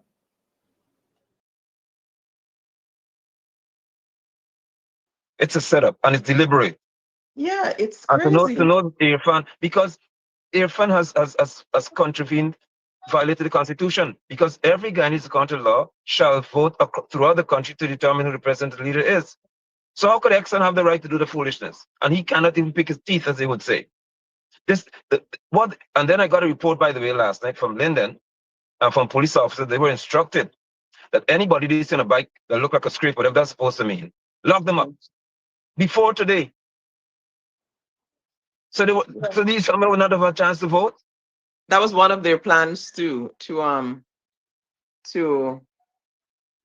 lock up, to do a mass lockup of like young men and stuff that are lying in the corner from those on the privileged communities. And I would have come out and would speak on it, because everything I hear, whether it's true or not, I just wanted parents to be alert and everybody to be on alert to this upcoming election, because with the people, you put nothing past them. I don't put nothing past this government. Nothing. The extent to which they go, and I realize if you look at these processes with GECOM, the extent to which they go to try their best to get what they want, I've never seen this. I call this the P.P.P's in-your-face campaign. They ain't got shame anymore. Not only that, we can talk about GECOM and Claudette Singh agreeing with everything. Voting in favor for the last 5 years, have been voting in favor of the P.P.P. Everything in their favor. Everything. I met with some Guyanese from the diaspora yesterday. They came home, they said they're voting. Actually, Melissa, I must say, and these are things that touch my heart. Apart from your strength and your courage, if our Guyana movement is chosen today to lead this country, as Odessa said, you'll be in the first flight here. Oh my God. Stage, the first flight. Because when I saw how you stood, even when they use our taxpayers' money to try to manipulate ICE and all that. Now, you know that's when I blew up fuse. Melissa, believe me, that day, if I'd seen certain people in this country, I would have been in jail. And a lot of people, I said we have gone too far now. And Pastor London, not only that, a lot of people were saying but the government of Guyana has nothing to do with ICE. I don't think they understand what a lobbyist firm does here in the US and how it works. They have connection and they have links and they have people in every single aspect, every single in the FBI and ICE, and they call favors, they ask for favors. Oh, I need this.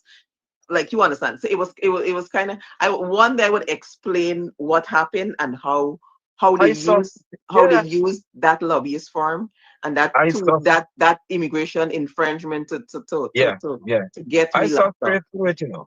And you know what really upset me? The fact that, and it's my heart, believe me, and that's nothing we would push for in the Guyana movement. I believe that lobbying must be considered treasonous when you do certain things. Because they're taking our taxpayers' money to have another nation influence and sometimes put a detriment to the people of this country.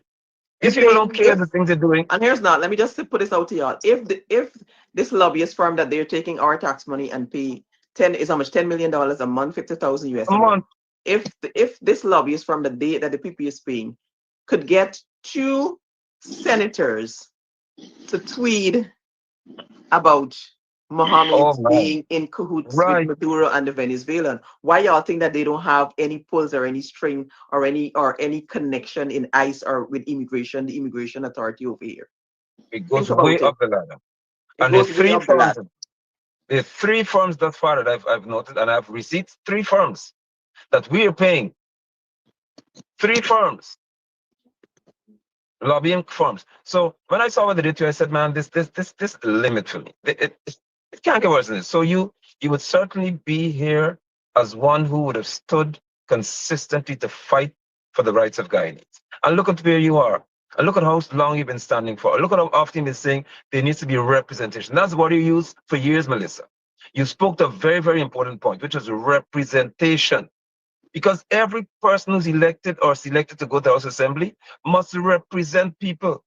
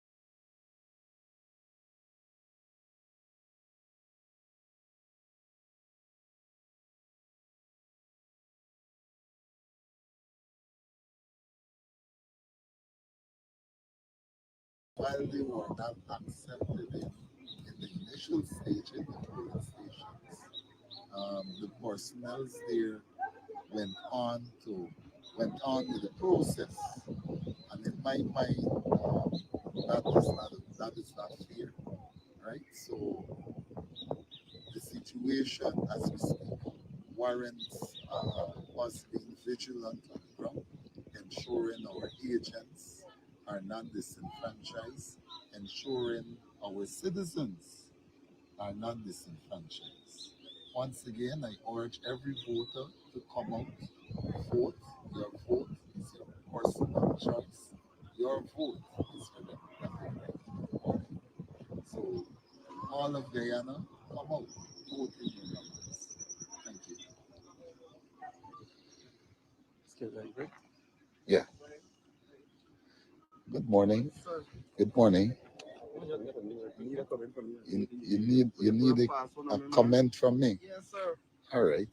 With all pleasure. You will have that comment this morning. Good morning, sir. Please tell us about your voting experience. Okay. All right. So first of all, my name is Wainwright McIntosh, Deputy Mayor of Amsterdam. I represent the Partnership for National Unity. Good morning. I represent the Partnership for National Unity. My voting experience this morning has been a smooth one. We were able to get into the polling station, myself and wife. Hence, we were able to exercise our democratic rights. However, I'm a bit satisfied. I'm a bit dissatisfied. Yeah, I am a bit dissatisfied um, with some of the earlier occurrences this morning. In particularly, some of our polling agents, they were refused in the polling stations at first, even though um, as a party, they would have been issued with letters. All right. And one of the comments received, because the letter issued did not have a GECOM stamp, our agents were refused to be let in to the polling stations. And not only that, they did not wait um, to sort this out. They would have gone ahead with the process, all right, opening the ballot boxes, etc.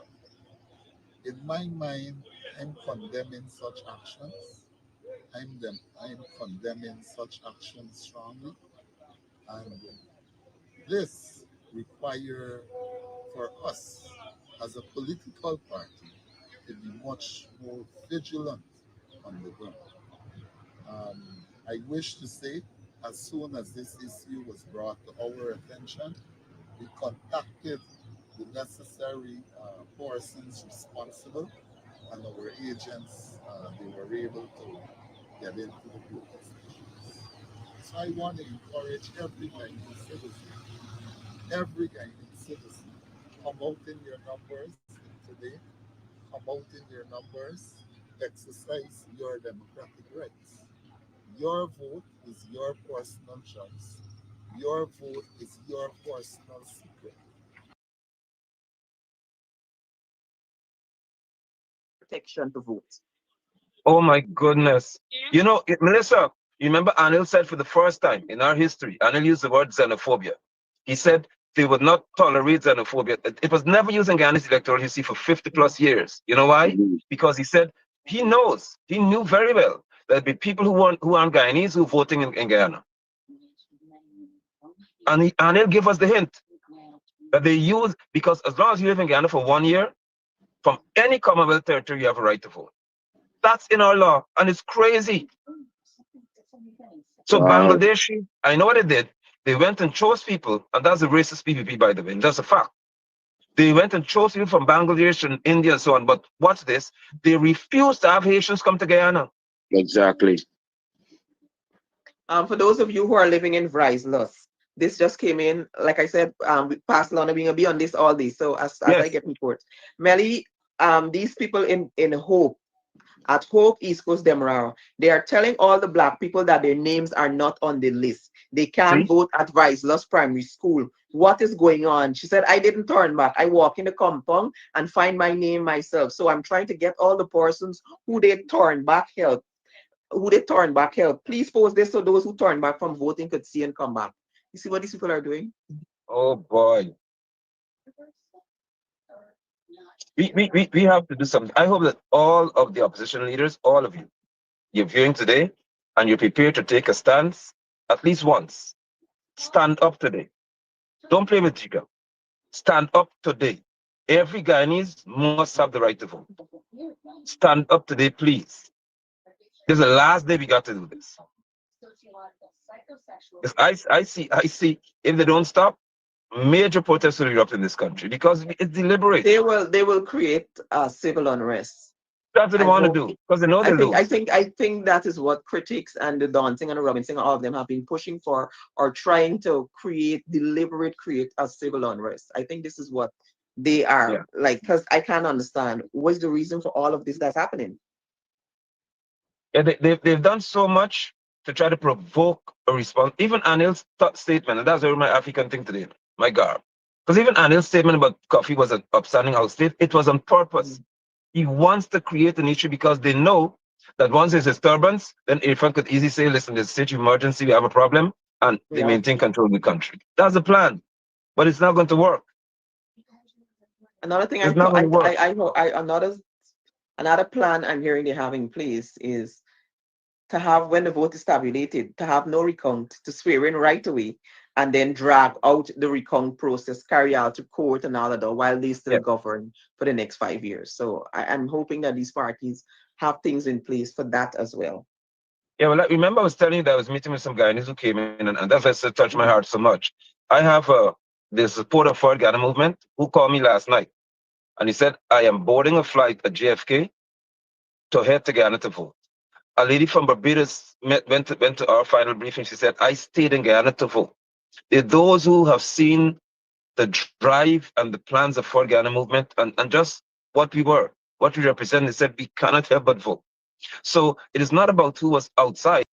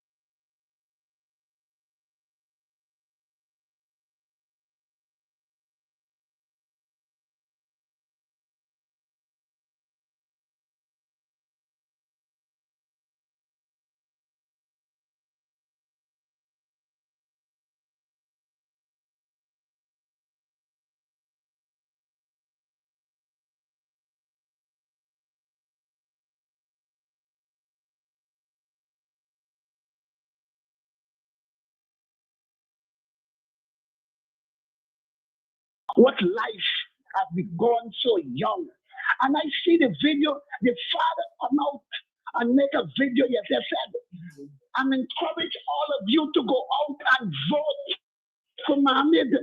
My brother, if you're listening to this program, Andrea father, parents, it's black people who fought, who put their life on the line for your family, for your daughter, and fight for justice. Enough of them is still locked up. Even get breakfast yet, and you go to said, Mohammed's family did not fight for you. But what Mohammed did, he played a game like back in the days, them white men with money, is to buy our ancestors, some of us, to sell out our other black brother sister. Mohammed buy you over for you to come today and say you encourage black man who fight for you, parents suffer today because of children in the lockup for your daughter, and you will come and sell flat garden face. Black man, I vote for Marvin. This is the thing what is getting you upset in America. It's PNC and A.P.N.U fought the battle all these years to fight for you guys, young people. It's PNC first gives free education. It's the P.P.P. And Mohammed was with them. When P.P.P. Mohammed was separate, he had 2 guns in the Red House. When Gordon gives free education and Jordan go younger and take away, make young people today. That is solve the P.P.P. because and solve Mohammed because of what they do. They take away education from 1992 from young people, man. That family, I don't have no respect for them anymore because you know why? My black brothers locked up in prison today because they fight for his daughter. You have a wonderful day, my brother. Definitely. Big up yourself, Flash. Thanks for calling in.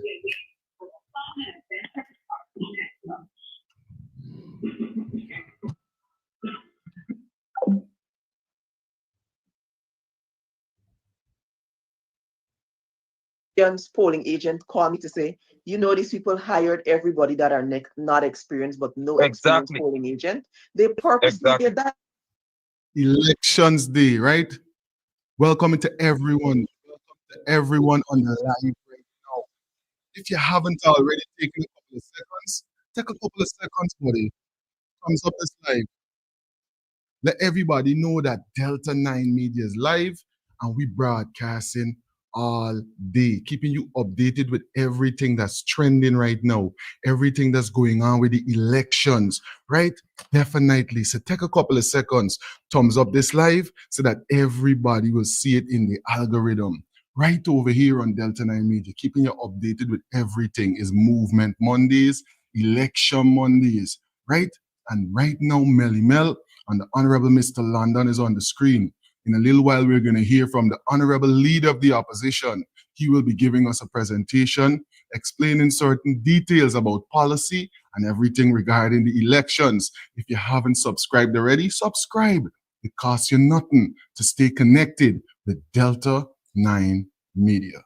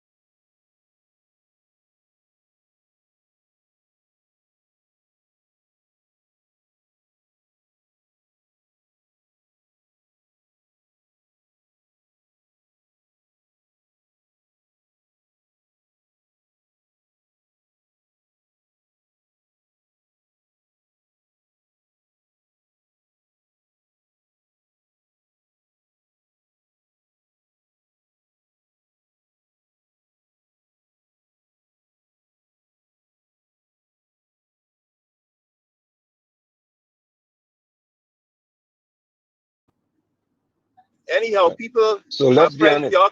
y'all keep up the good fight. We gonna be watching. We gonna be here supporting you guys and continue pushing it. These people got to go. These people got to go. Yeah, yeah.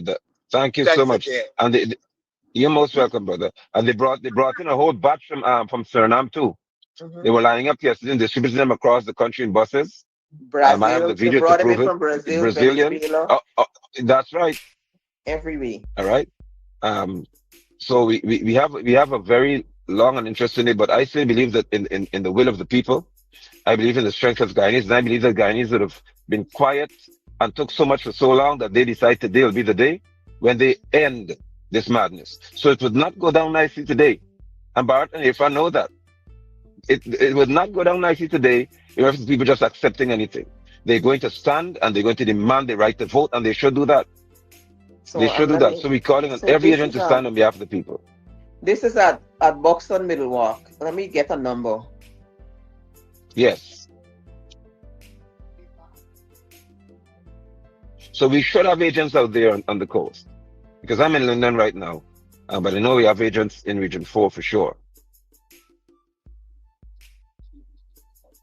So I'm calling up. Though we didn't have an opportunity to coalesce because of so many things across the board, today we could coalesce in reference to how we deal with GECOM and deal with the P.P.P. All parties must become one to deal with this enemy of ours. Everybody. Don't play with them. What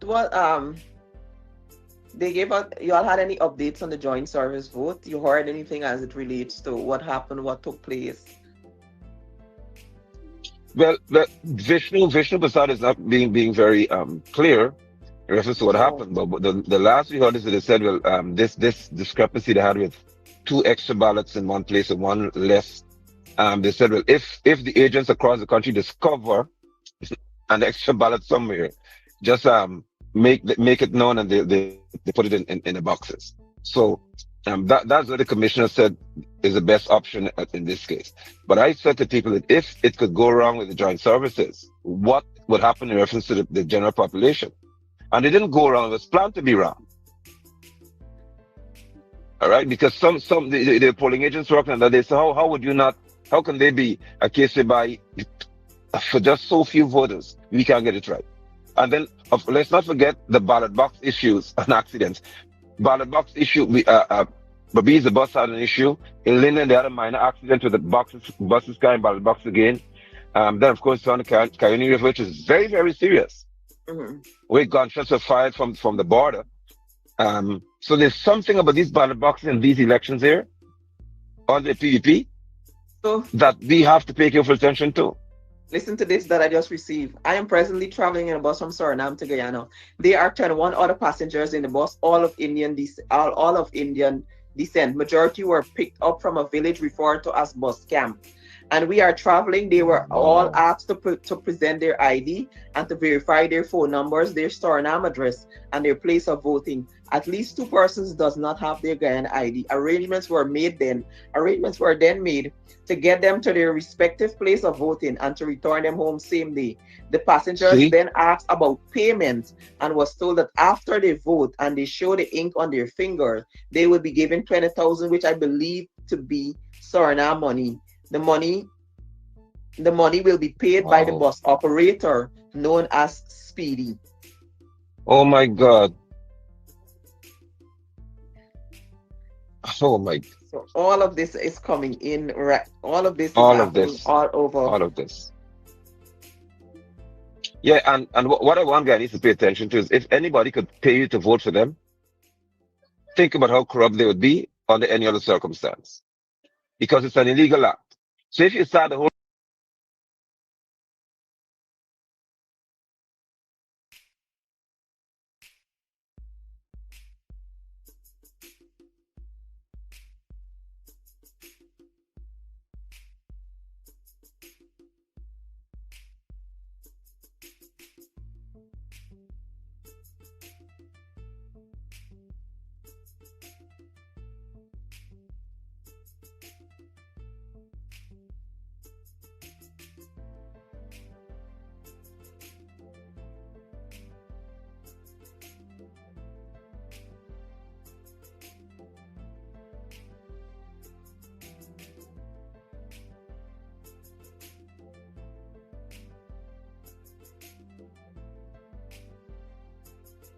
guys can hear me, drop a 9, please. We have an exclusive interview from A.P.N.U, and they just released that there's a whole bus of Bangladeshis going to vote. Y'all hearing how this victimization is going on? First, it was people on the voting list that are dead. People's names are not at particular polling station. GECOM's website crash. Now all of a sudden people are getting paid. Y'all hearing what's going on? Graceful, man. Oh my gosh. But let's be here. I'll tap back in with you, Melissa, because I'm going to check some other polling stations. If anything Okay, so happens, for those of I'll you on the certainly let you live, know, I'm going to right? come off as well. I'm going to touch it back with Okay. Keon. We'll probably hop on back like about 12 o'clock if we take a break. So take a break, come back, tell Yeah. a friend to tell a friend that we can be on live. The But, live will stay up but so that you guys come on. I will continue to post all complaints on my page. Go to the yeah, Mel page, and keep your tag phone. the relevant authority. I'll try to tag everybody so that you guys can see all the complaints from all the different polling stations. So Keep your phone handy, Melissa. If something significant pops up, I I think will you can text just you. rush back We'll on be live, here. right? All right, we just be live. Because Okay. this is major. All right, And do thank well, you. sis. This Do is well. Elections Update, Guyana Decides 2025. I'll be on back at 12. So check out, check in back. 2, the cost of living is extremely high. Life has become unaffordable, for the want of a better word. The other thing we hear from them is that they want resources to meet them. And so a lot of our manifesto and the plans we have are a reflection of the engagements we had with them. And that is why we end up with putting people first, because they believe that they should be the major focus rather than the elite in the society. And the other thing you hear is a rejection of the People's Progressive Party. They might not necessarily be supporting you, but there needs to be a national outcry against the People's Progressive Party. I would say those are the key things. You have a number of persons who are turning 18 years and over who will be eligible to vote. How well do you think the Partnership for National Unity has appealed to these voters? I think we have appealed. I think the emerging intellectuals in that group are very comfortable with us. They believe that the best chance is with us. And so I think we're appealing to the group. But there's also a section of the group that the education system would have failed them. And so I don't think they are clear on policies, etc. So we've been meeting out to them on the ground and engaging them and talking to them on a one-on-one, because they really and truly are not part of the debates, etc., that are ongoing. I believe that the P.P.P. deliberately pushed certain sections of the society in poverty, and they also decided that what they will do is make offers to them, make them hooked on money, and in the same vein, other political parties rode on that. So for us, we have to engage them directly, which we've been doing and we continue to do today, and to explain to them that there's no quick fix, that you have to have structured policies to eradicate poverty, to uplift them, etc. So that section, I think, is still a section that we have to continue to engage right up to midnight tonight. Before I pass the mic to my senior, Ms. Johnson, you have been at the forefront of several picket action in front of the Guyana Elections Commission. You have been calling for biometrics, you've been calling for a clean voters list, you have been calling for the chairman to go. None of these things have happened, yet the A.P.N.U is contesting the elections. How do you feel about all that? Well, we have to contest the elections. If you are a careful study of the politics of the Caribbean and politics generally, if you're going to boycott an election, you have to ensure that it doesn't come off. You don't boycott an election and then allow your opponents to take all the seats. And the P.P.P. is not a party that suffers from moral compunction. It's a political party that will take all the seats and not even bother that there is no opposition representative. In fact, the way they govern is suggestive that they have no interest in opposition. So for me, it was a pragmatic, realistic decision. We're cognizant of the fact that the list is padded, that the PPP specializes in illegalities. They like to throw the brick and hide their hands so that you don't see where the brick is coming from. And we take all of that into consideration and decided that it is in the interest of the people of Ghana that we contest these elections, notwithstanding the problems of the voters list, etc. Mr. Norton, thank you for accommodating us this morning. I mean, we're just hours away from the elections. So I'm going to take you back to the tail end of Travis's question. And I'm going to ask you about the state of readiness by GECOM for these elections. We've had reports of the presiding officers resigning, some, and then we've also heard from GECOM that they have also replaced those people and have the necessary staff in place. Then there was also the issue of polling clerks from the various political parties who were not accommodated, and then GECOM has accommodated them. Would you comment on the state of readiness for these polls by the Guyana Elections Commission? And we have hours to go to them. I don't think they are ready at all. I think they are a function of the fact that they allow the government to determine. I think they knew full well that the time allocated to prepare for the election was extremely short and that they were going to be in trouble. But because they have become a pawn of the government, they purported to be ready when in fact they are not ready. And the government also have compounded the problem by passing laws that threaten people with jail, etc. And there are a lot of people out there who would like to see free and fair elections, and they believe that the PPP is going to become involved in illegalities. And so a lot of them pulled out because they are worried that if they don't do what they want, then they could be in trouble. The PPP is not going to create any avenues for free and fair elections. We have to do the work to scrutinize these elections. I understand that they have reconsidered, they have accepted win, etc. All I would say to you is this: as opposition, we welcome every political party that can scrutinize the election. It is unfortunate that the political parties in preparing didn't pay keen attention to the guidelines. The guidelines were extremely short. And so I think GECOM has made itself the problem. And so what you saw with WIN and others was a clear indication that they are not ready. They are forging along because the government wants them to forge along. In fact, I understand that they have a plan to declare they win by Tuesday morning. We are waiting, we are watching. It isn't going to fly. I don't know that GECOM has the capacity to count all the votes by Tuesday. And we will have our scrutineers there, our polling agents scrutinizing the elections.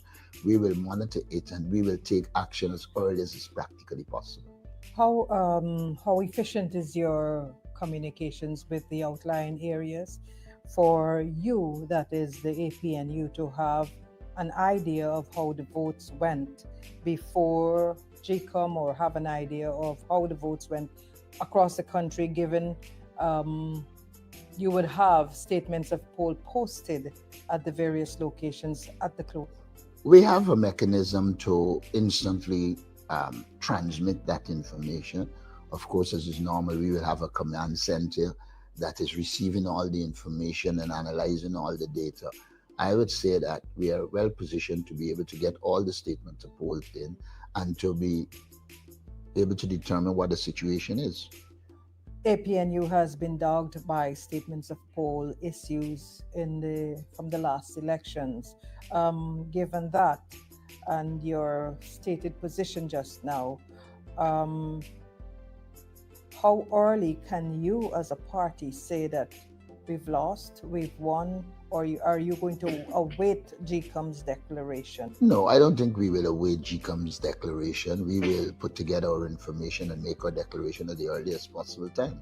We have no trust in GECOM. GECOM is like the PPP. So how would I rely on GECOM? GECOM and the PPP are one and the same, and therefore we have to do our work and be able to say what the position is much earlier than waiting on GECOM. Ghana's elections have been fraught with hostilities. before sometimes and after the declarations.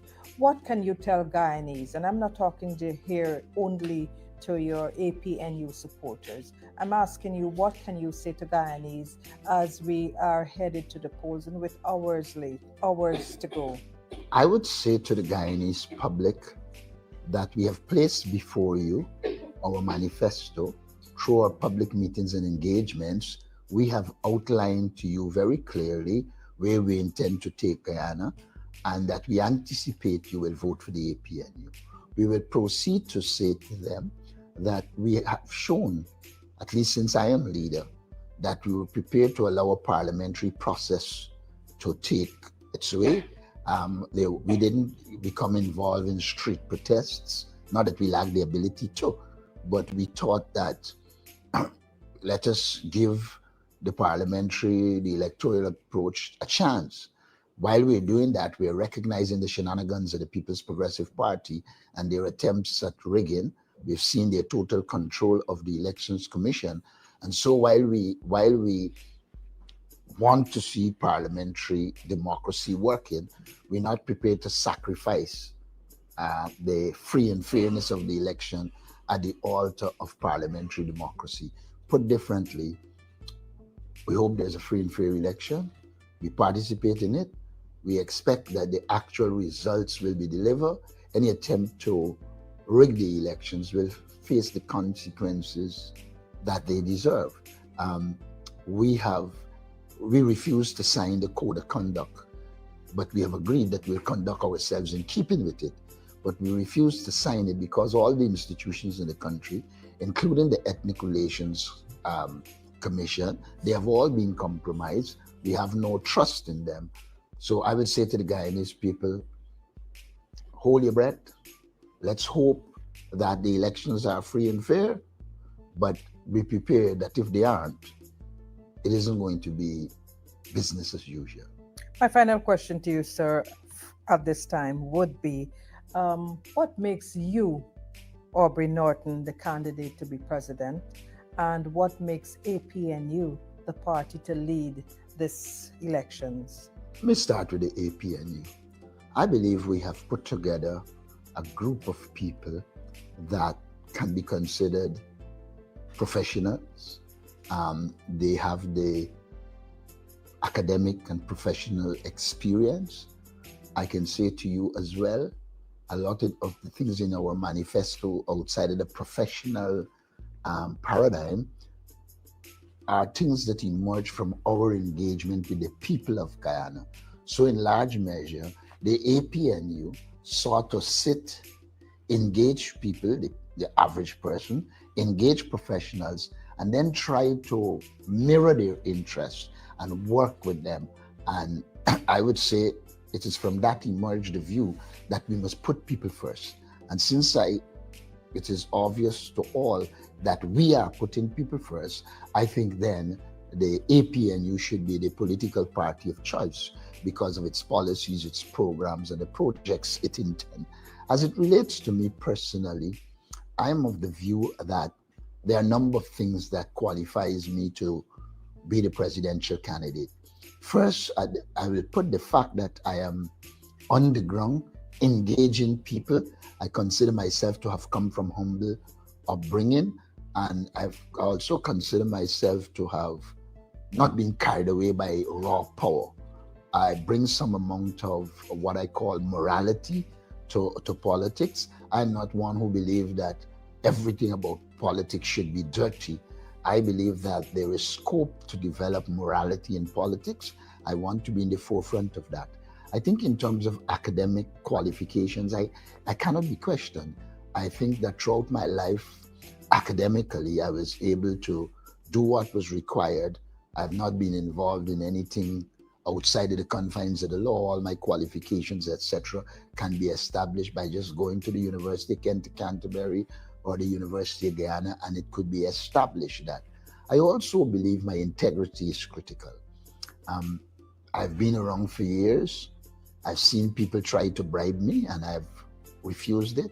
Even as a lecturer at a university, you had to say to people, no, you don't go down that road. So I believe my integrity is intact. I believe that I can return honesty to government. But most of all, I think I'm in touch with people, and therefore I have a barometer for judging the temperature. And when I do that, I believe that people are comfortable with my leadership. Like anything, there will always be people who are against you. There are those who believe that a presidential candidate must have a particular look, a particular complexion, but I call those things form. I believe based on content, I will be the best presidential candidate. I am the best presidential candidate in this race. Mr. Norton, Svetlana Marshall, News Source. Now, a lot of the smaller parties are now calling on the electorate to split the votes. Last night, we heard from For Guyana Movement that the two larger parties, PNC included, have thrived in a way on race baiting and would have participated in the division of Guyana along political racial lines. For Guyana came out in a sense of the PNCR or the coalition. Its presidential candidate came out of the coalition. A.F.C has also called for the votes to be split. Are you concerned that these two parties may pull significant votes from the coalition? I'm not at all concerned.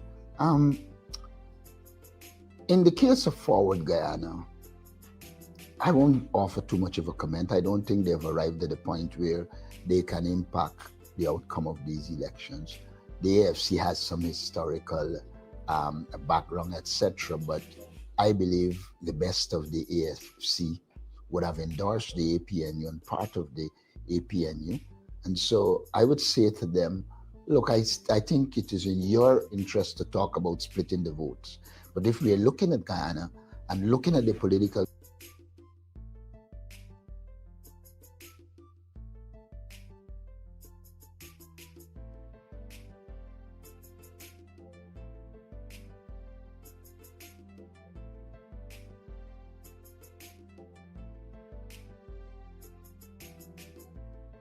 very much for taking time out of your busy. Were able to use the court system to stymie the process so that they never came to justice.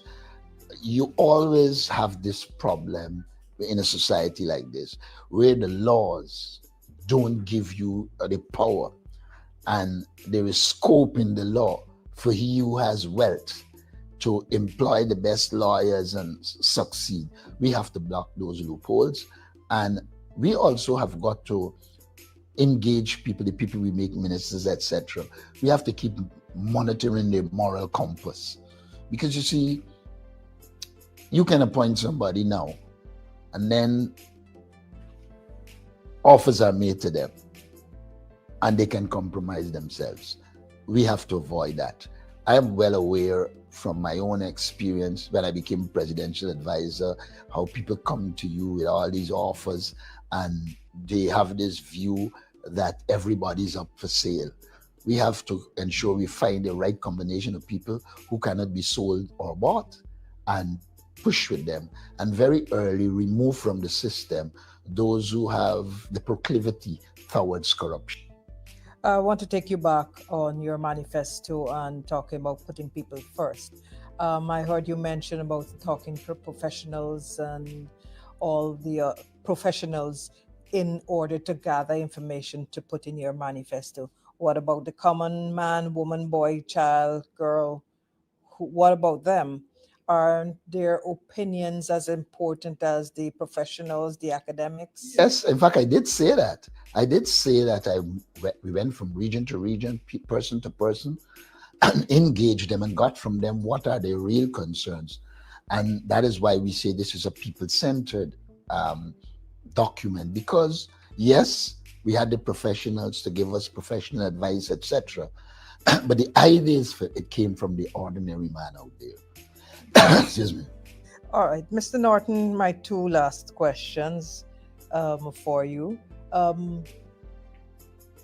Prior to this elections campaign and run up to elections, which, as I am repeating, are a couple hours away, there have always been the endorsement of political parties, by businesses, by stuff. I haven't seen that groundswell of support for publicly, that is, for your party.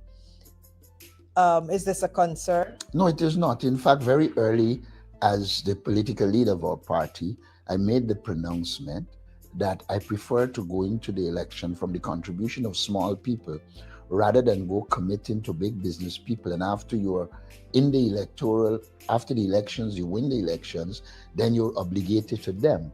I want to be obligated to the people of Guyana. We promote business. There's a total section in here on business. We have no problem with businesses. But I'm well aware that the power of business, sometimes if you allow them, they will force you in the direction of not serving the people, but serving their interests. That is not going to happen with me. And so through these elections, I didn't pay attention to endorsement. I'll tell you a story. When it was decided that Director of Finance was going to be our prime ministerial candidate, and Sherrod and a number of people had come, people were saying to me, oh, the P.P.P. and them were celebrating how they got people from you. And I said to them, we don't have to do that. The people that are coming, we come with an agreement on a manifesto on what we will do for the people of Guyana. I didn't see the need to be having upsmanship because Giretta would have come from the A.F.C. or this person would have come. So I was never the person who fought with endorsements.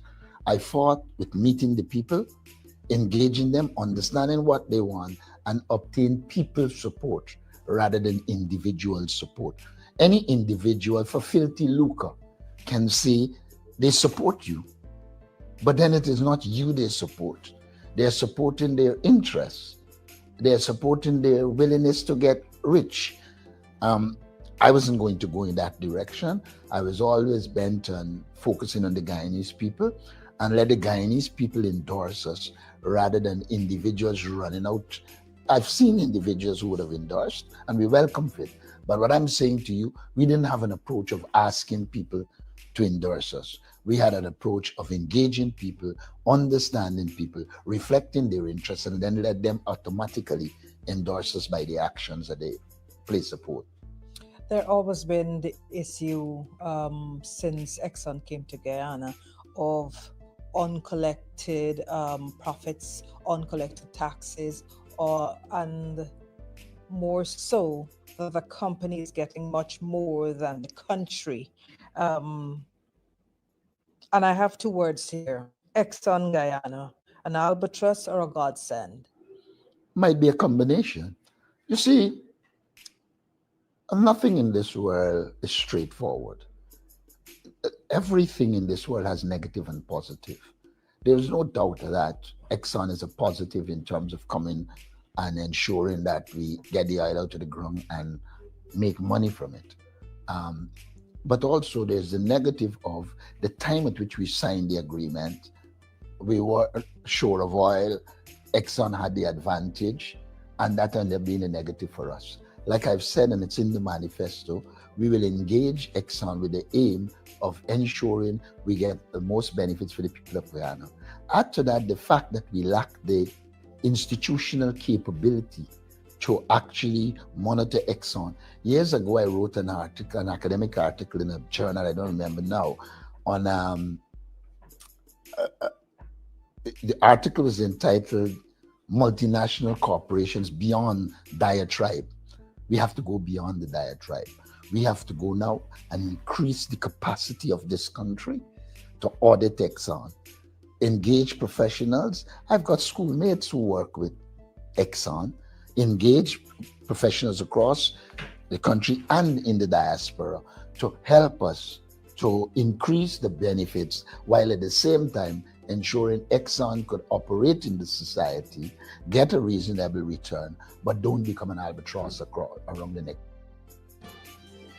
For me, I come out for vote for my children them, so that then could get a better life. The voting process was smooth. I just pray that the compilation of everything else goes just as smooth. Right, so we'll have a peaceful election, and the right person will get the votes. Well, it's my democratic right, and I felt that coming out early and avoiding the crowd was a better thing than coming later, so that I wouldn't lose the option. Process was fine. It was smooth. It's all right. One comment, however, when we go over there, they tell us to go in the line here, but we didn't realize there were two different lines. So I stayed in one line and realized I stayed on this side and I should have been on that side. They just need to say, if your letter is A2, whatever, stay on this side of the door as opposed to that side. But otherwise than that, it was perfect. I have no complaints, just a comment. And at least public assistance. So right now I need some public assistance for maturing them and me getting. So process was very good. Fast, and the staff was cooperative. What would you say are some of the important issues you believe you would want to see addressed by a new government? Well, I would like to see the new government take care of the young people first, the pensioners, the school children, look after the roads, water, because right now the water state is terrible. I voted for better. I voted for worse. I want to be a good party to be the children and my grandchildren be happy. And sometimes we don't need to get sick. We can them. Hold up. Hello. I am yeah. So as we wait on the media, just had an opportunity to cast your ballot here. Yes. What's the process like? Very smooth, quite uneventful. A light flow of persons in this area, and so the polling staff seemed very competent and knew what they were about. I thought that they gave excellent guidance. One of the things that I liked is that they didn't assume that I had voted and knew how to vote. They went through it, they asked questions, and I think that's very important. Yeah. Okay. And well, you said no, it was fairly smooth, right? Yeah, the one issue that I had though is that had it rained, I think we would have been in some trouble at this polling place, because the ground is sort of loam and sand, and so it's I trust God it doesn't rain, because we will be in some trouble here, because those of us who live in this area knows this ground floods at the drop of a hat, and as well as because there's a lot of loam there, it's if it gets wet, you'll be trudging through mud. So I really am concerned about the fact that they've set up these fair weather stations. But other than that, I know that we've heard some reports of a blockout at some polling stations. Have you heard any reports of any issues at the polling stations that Fort Guyana movement has been able to man? our teams are collecting the reports right now, and so I think at 9 I get reports at intervals. Okay. So at 9 we'll get an incident report if there's anything to report. And Madam Presidential Candidate, do you have plans to visit any other of the polling stations? Yes, we are going to be visiting a number of polling stations. We'll let you know where those will be during the course of the day, and yeah, it's going to be a very interesting, I think, day for us.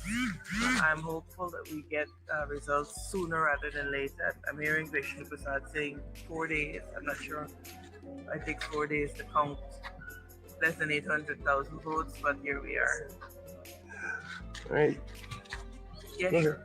Moses, we're ready, right? So we're still here, folks.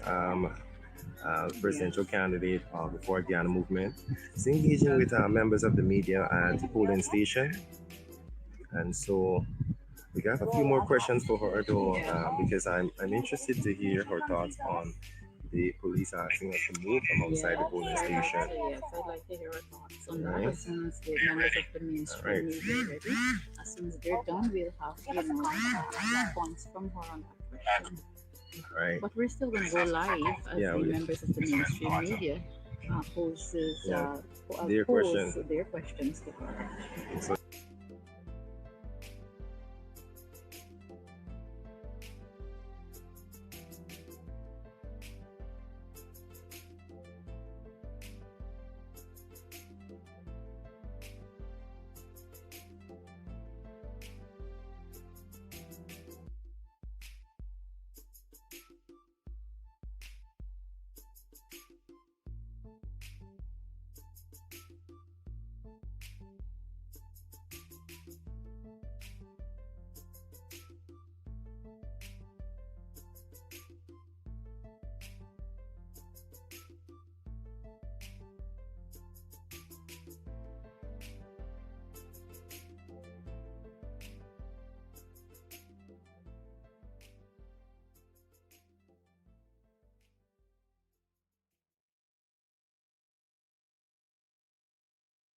Look beautiful there, you look tired.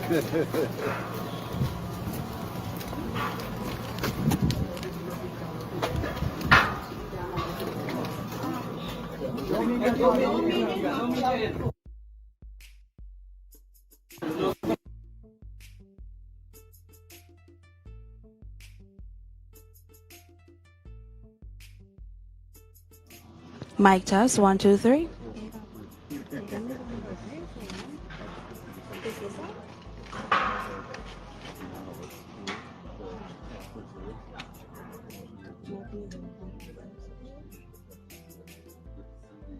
President entering into the area. Process voting will begin shortly.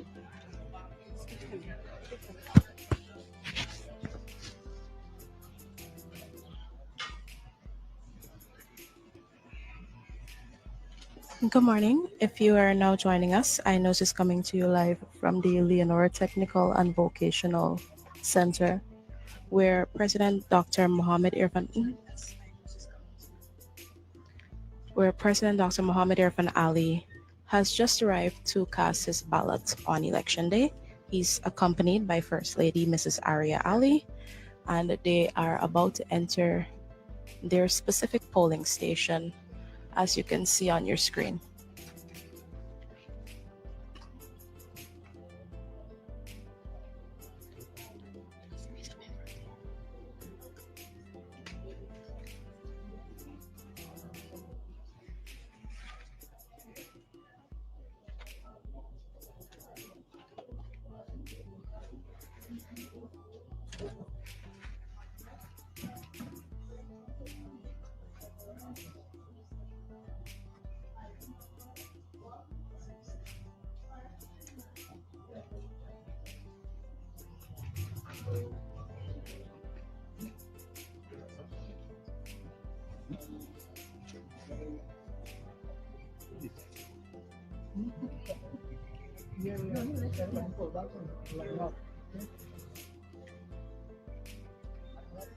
Yeah, let me position myself so we can come back on it.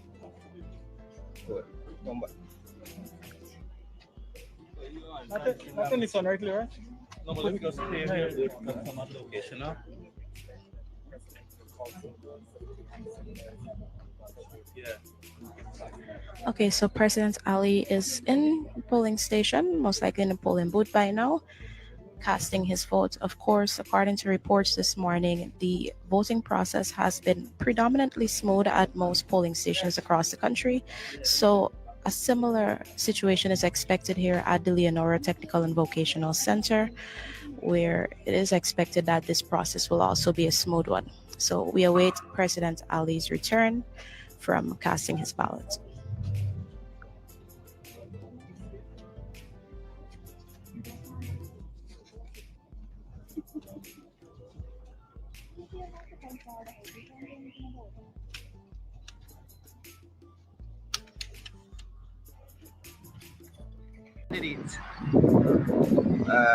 And by extension, one of the polling agents. And so we are going to be monitoring this situation and let you know what is happening here at the Church of the Transfiguration on Mandela. This is one of the polling places. So we will be back, folks, and we'll keep you posted as to what is happening.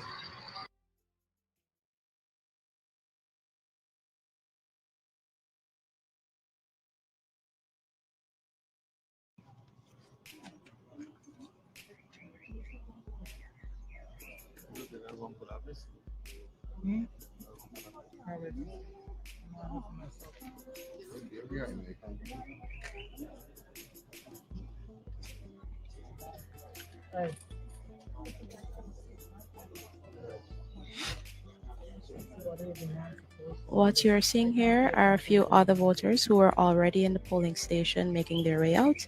It appears as though First Lady Arya Ali has already casted her vote and is now standing outside of the polling station. We say.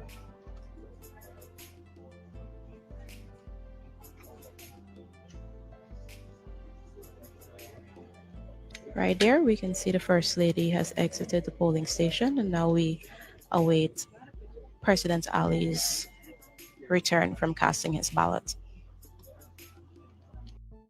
All of us here, what GECOM needs to have in place is some kind of arrangement where if they know that the polling places are not wheelchair accessible, but they have the arrangement in place to accommodate persons who are wheelchair users. So I hope that within another 30 minutes it could be resolved. We spoke to the presiding officers and they're trying to put in place a mechanism to ensure that she will be able to cast her ballot in the shortest possible time. Did you get that assurance from them that it's going to happen? Well, not the assurance from them that it's going to happen. They were awaiting instructions on how they could make it happen. So I promise that we will check back in 20 minutes. And if it's not yet resolved, we will have to maybe seek the intervention of the RO or higher up, because this is, these are very basic things that should be put in place. Will you find that as an issue? Because at other stations we learned that this was an issue. Access for yes.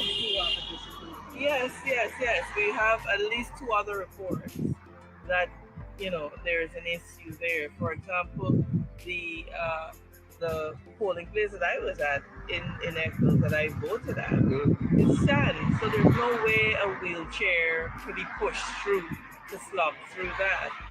So again, we're not having elections today. We've been doing this for a long time, and it's sickening that these very basic arrangements can't be put in place. The GECOM just assumes that everybody is able and they seem not to be able to make. Hi, how are you? They seem not to be able to make proper arrangements for persons with disabilities. How did you find the process of places you've visited so far? The places we've visited so far, there appears to be a level of orderliness. We've been receiving some very disturbing reports, though. We've been receiving some very disturbing reports. We got reports in Linden, for example, that P.P.P polling agents have been walking around the station to inquire about the names of the other polling agents and the parties that they are from. And in one particular case, when the young man asked them, where are you from? Are you from GECOM? No. And I quote, we are from the ruling party. And I do not know if the choice of words was intended to intimidate. And so this is something that has to be looked into very, very seriously. Because of course now it's happening in other stations. People's names are being taken down. And there is now the fear factor that, well, okay, if I object or stand up, then if the P.P.P government wins, I'm subject to victimization. And so there are a lot of scare tactics going on. We have a situation in Monrepo, I believe it is, where there are 35 ballots. The incident last evening with the officers assisting in the transfer of those ballots to the votes, and it comes on the fire from the troops in Venezuela. How concerning is that? What updates can you share this morning? So, first of all, it is concerning. We have had the fire from Venezuela a couple of months. So of course it's concerning. The security forces are on full alert. They have their strength and they're ready. They have the equipment, and we have to understand the threat of Venezuela. We have been speaking of is a threat, and we have to look at every single connection to that threat, and the security forces are on top of it. What plans do you have to beef up the capacity of the PBS for the police in that area of Guyana? Well, without going into details, I can tell you that the Guyana Defense Force has beefed up its not only troop, but they are in a better position. We've invested a lot, as you know, in the military. So I'm confident with what they have on our borders and the systems they have in place. And did you support your people of the resistance of the... But we're not going to get into that today. Today is a beautiful day. We're voting for victory today. But yourself and Prime Minister for the United Kingdom have endorsed the no, I've made it very clear that Guyana, we support democracy. We will support anything to eliminate any threat to our security in terms of not only our sovereignty, we view our sovereignty very seriously, but also we live in a region that all of us must come together to fight transnational crime, to fight illicit drug trade, and we will support every effort to smash the illicit drug trade and transnational crime. We have to be part of every effort to tackle transnational crime. And wherever transnational crime is, whilst I've said this, we have always said consistently that this region must remain a zone of peace, and we will do everything to ensure that this region remains a zone of peace and support every effort to ensure that this region remains a zone of peace. Do you plan to get better boats and better technology to the Chabral, I think you're behind time a bit. If you follow the investment you're making, I can't speak about the type of investment from a military perspective that we've been making, but I can tell you we've made serious investment in the military, and they're far better equipped as I speak to you now. Mr. President, in the event that the election results should go your way and the other side display a certain type of behavior to create some level of unrest, because that is a concern that persons in the Caribbean have right now. What are your plans? Listen, we have said very clearly that these elections must be peaceful, and we must all accept the will of the people. We must act. This is part of democracy.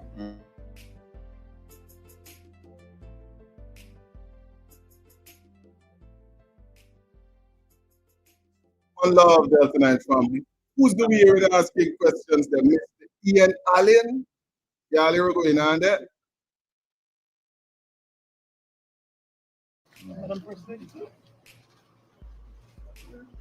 camera step back, microphones push back. I just have it too. Thank you.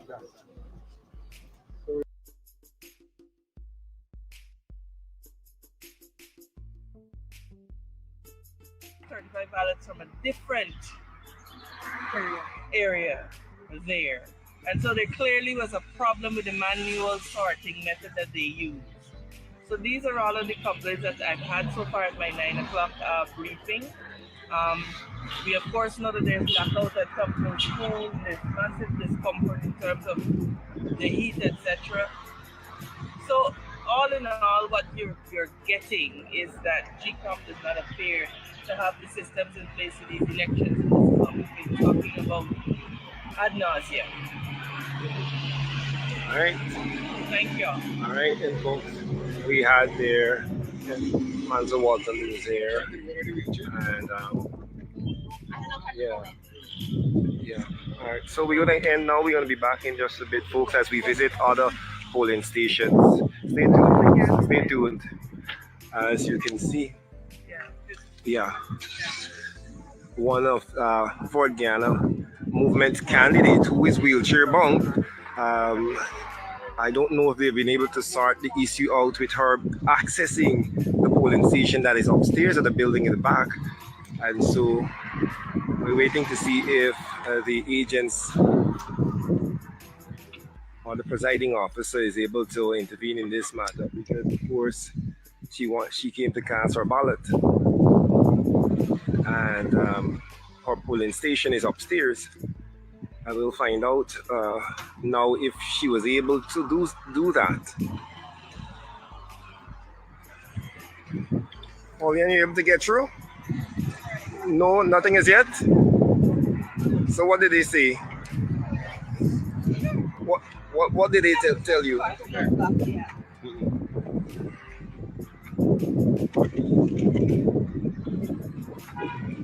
Yeah. So.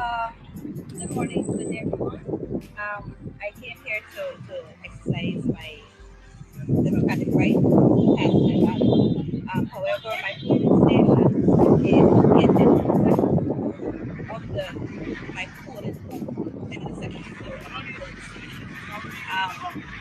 At present, GECOM has no contingency plans for wheelchair users or persons with disabilities who are unable to access the stairs to vote. So far, I've been offered the opportunity to vote via being lifted up the stairs to vote, but no other alternative has been offered as yet from GECOM. I'm still waiting to see or to hear if there's anything else any other solution that they can come up with to allow me to vote. Right.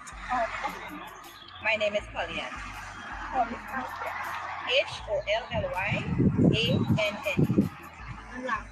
Bristol. BRISTOL. And I must say I'm also a candidate for the Forward Guyana movement. Do you think that by now GECOM should have been in a position to get it right? Yes.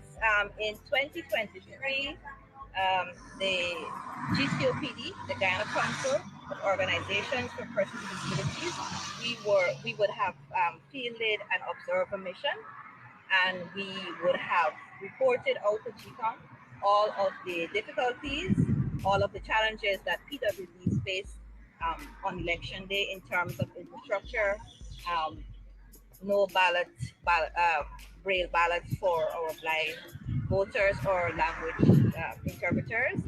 And we would have expected that come 2025, that some of our recommendations would have been implemented to allow PWDs to vote hassle-free.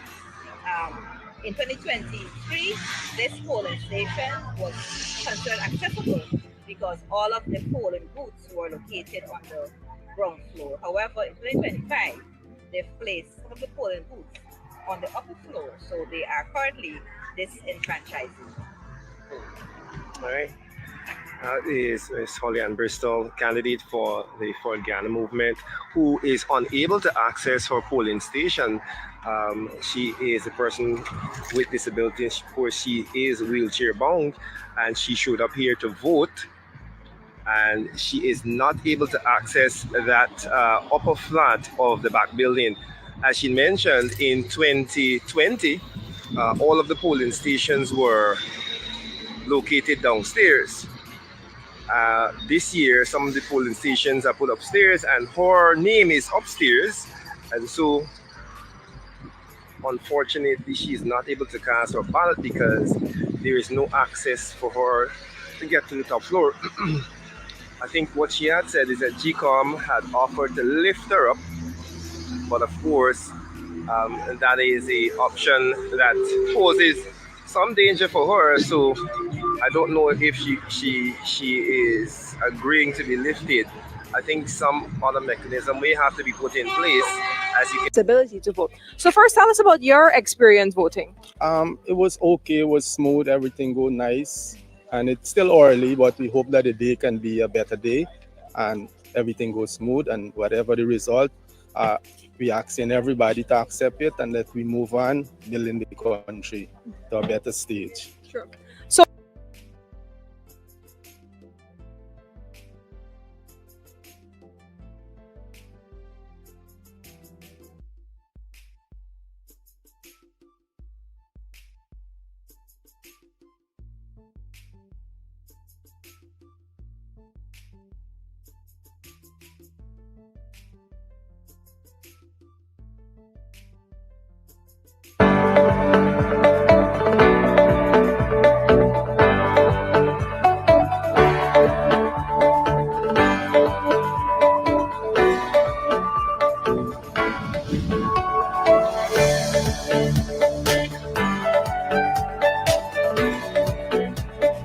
You've watched, you've listened, and you have participated in the 2025 election campaign season. You've worked hard, you've walked, you've shouted, you've talked a lot, and you've sung songs. And now you're tired. Now you want your reward, but your reward will be based on where you place your mark of the X. So now, let's now take time to make the life-changing decisions. Let's understand what these life-changing decisions are and what they really mean for you and everyone else. You're about to make a decision that will determine if and when and how much raise of pay you, your family members, relatives, and friends receive. You are about to make a decision that will determine how much or less taxes you will pay on the food you buy and consume. You're about to make a decision that will determine if the salary threshold increases and the PAYE decreases for you to have more money to take home. You're about to make a decision that will determine if you receive free house lots or subsidized reduced cost house lots.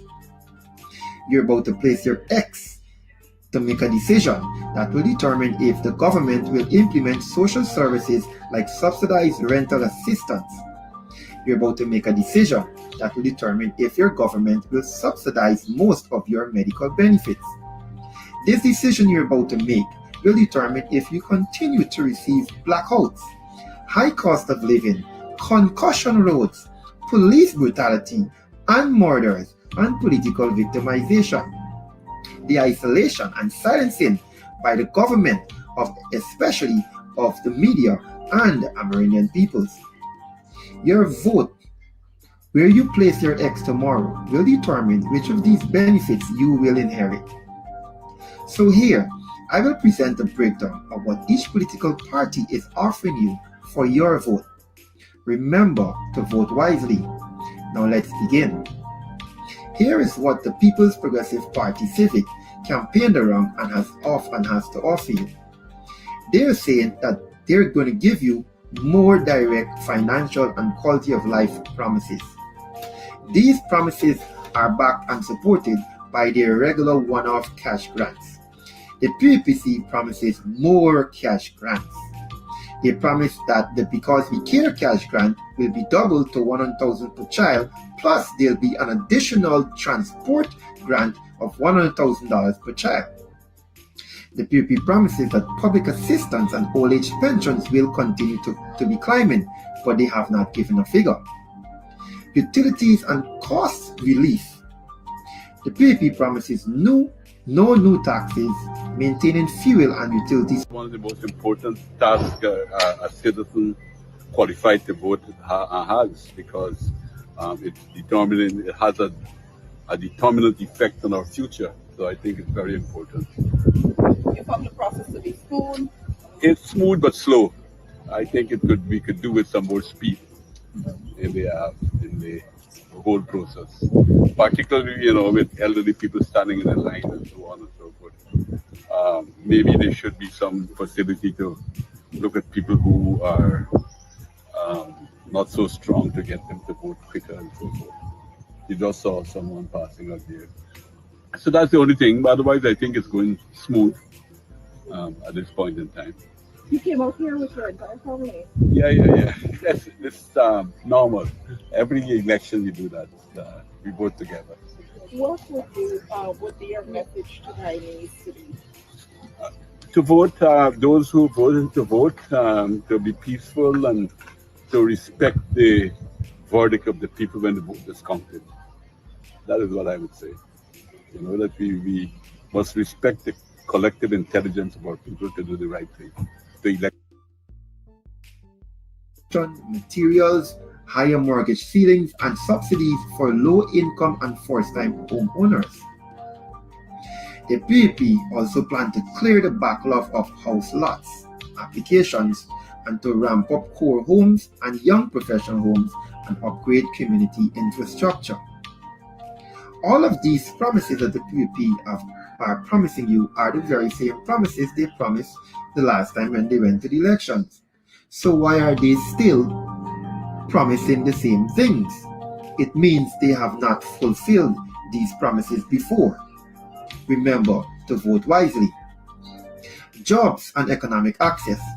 Creating jobs through call centers agro-processing hubs, and even a semiconductor assembly facility introducing investment vehicles, allowing small investors to buy into the oil and gas sector for as little as 50,000 Ghana dollars.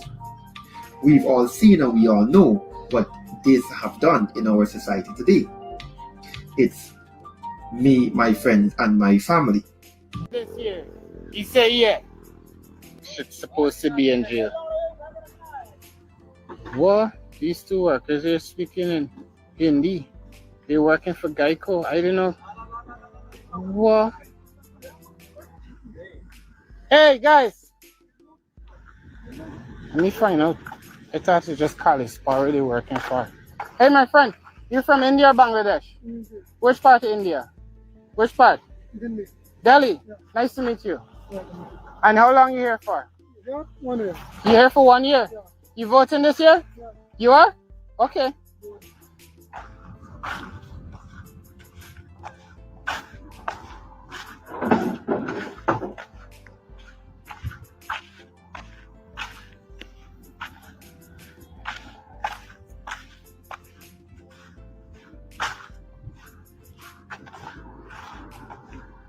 I know they speak English in India. I know they speak Urdu, right?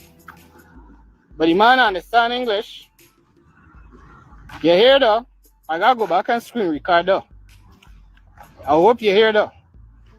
I was first surprised. I thought the people who was employing Indian workers and people from Bangladesh by the 100 was Indian company and Bangladeshi company. They got Kali Sparrow, they got Ashoka.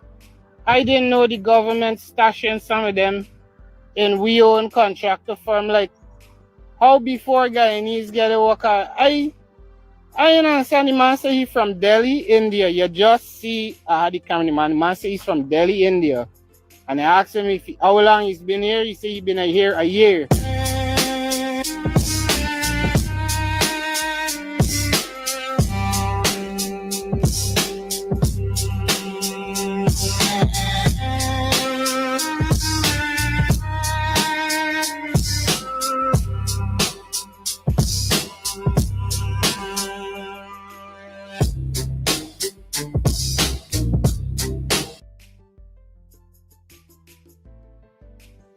Now, as we analyze what's going on there, what Bailey was just showing you, right, Team Delta?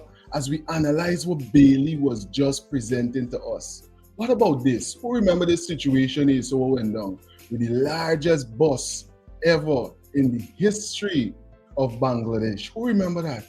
This situation was just recent, right? So for us to see something like this as well, for us to see something like this, protection.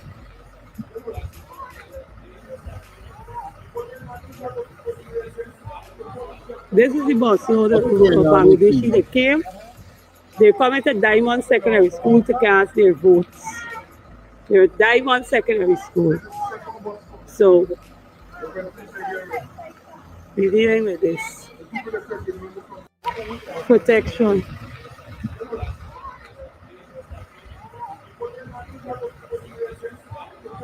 This is the bus of Bangladeshi. They came, they come to Diamond Secondary School to cast their votes. They're Diamond Secondary School. Yeah, they were going on there. A whole bus load. A whole bus load. Could it be any coincidence, PA? Could it be any coincidence, Najila? Could it be any coincidence? Humi, Paula, could this be any coincidence that after we just hear about this going on in Guyana today? So, we're dealing with this. Right? Recently, this is what went down. You see, over here at Delta 9 Media, we can keep you updated with everything, you know? And we can put one-on-one together enough time over and start to suss out what really taking place. Because, y'all remember this? Is Hazrat Shah Jalal International Airport a transit route for drug smuggling? Such questions have arisen after more than 8.5 kilograms of cocaine were seized from a Caribbean woman late Monday night. Customs intelligence officials themselves believe that the woman...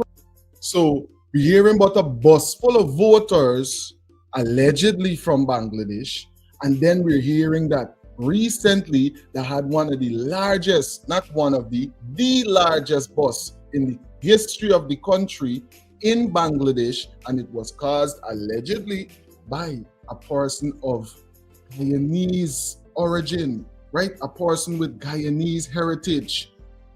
Could it be the underworld from Bangladesh and the underworld in Guyana is linked in? It seems like something going on because there's a lot of back and forth connections going on the ground, allegedly. Was trying to take the cocaine to another country. Based on intelligence information, the Customs Intelligence Department conducted the seizure and filed a case against the woman. More details from Sajid Sarkar. On the evening of Monday, a critical piece of intelligence reached the authorities. A woman was reportedly en route to Bangladesh, specifically arriving on a flight originating from Doha, Qatar, and was suspected of carrying a substantial, indeed a very large quantity of cocaine. This crucial information immediately triggered a coordinated and highly sensitive response. Acting swiftly and decisively on this precise tip-off, both the Department of Narcotics Control and the Customs Intelligence Department initiated a meticulously planned and extensive operation. Security measures across the entire airport premises were immediately and significantly heightened, with additional personnel deployed and all entry and exit points placed under intense scrutiny. Furthermore, exceptionally thorough and comprehensive searches were conducted on all incoming passengers and their luggage, creating an atmosphere of heightened vigilance. The hours passed with anticipation. Then, around 2 a.m. in the early morning, a foreign woman, whose identity was initially unknown, proceeded to cross the Green Channel, utilizing an on-arrival visa, a common entry method for many international travelers. It was at this precise moment that the intelligence officers, who had been patiently observing and waiting, moved in and discreetly detained her. The subsequent search, conducted with professional precision, yielded a shocking discovery. Concealed within 3 distinct plastic boxes, they found a staggering 8 kilograms and 600 grams of cocaine. This significant haul immediately confirmed the intelligence. At that critical juncture, Petula, who was identified as a citizen of the Caribbean country of Guyana, was unequivocally caught red-handed, leaving no doubt about her involvement. According to detailed statements provided by intelligence officials, this woman had a documented history of extensive international travel, having journeyed to several countries prior to her arrival.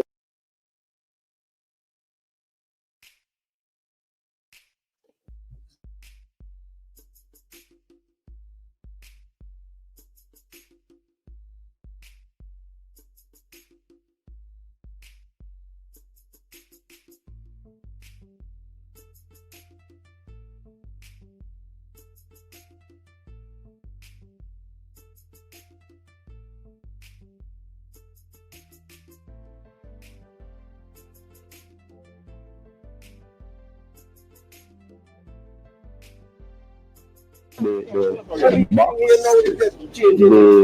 the area for persons to have their votes casted. We were concerned of the positioning persons in the cell phone matter.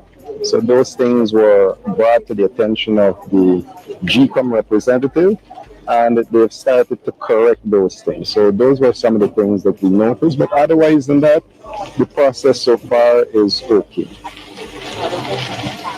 Mr. Mayor, I know you've been touching this also some other polling station. What is your general sense of those polling stations thus far? Maybe name a couple of them, the general area, a sense of how the voting is going. I was at the 1 mile area. I'm responsible for that area. That's a very large area over the Wisma shore, and it represents one of the biggest constituency in round 8 and 6 and 5.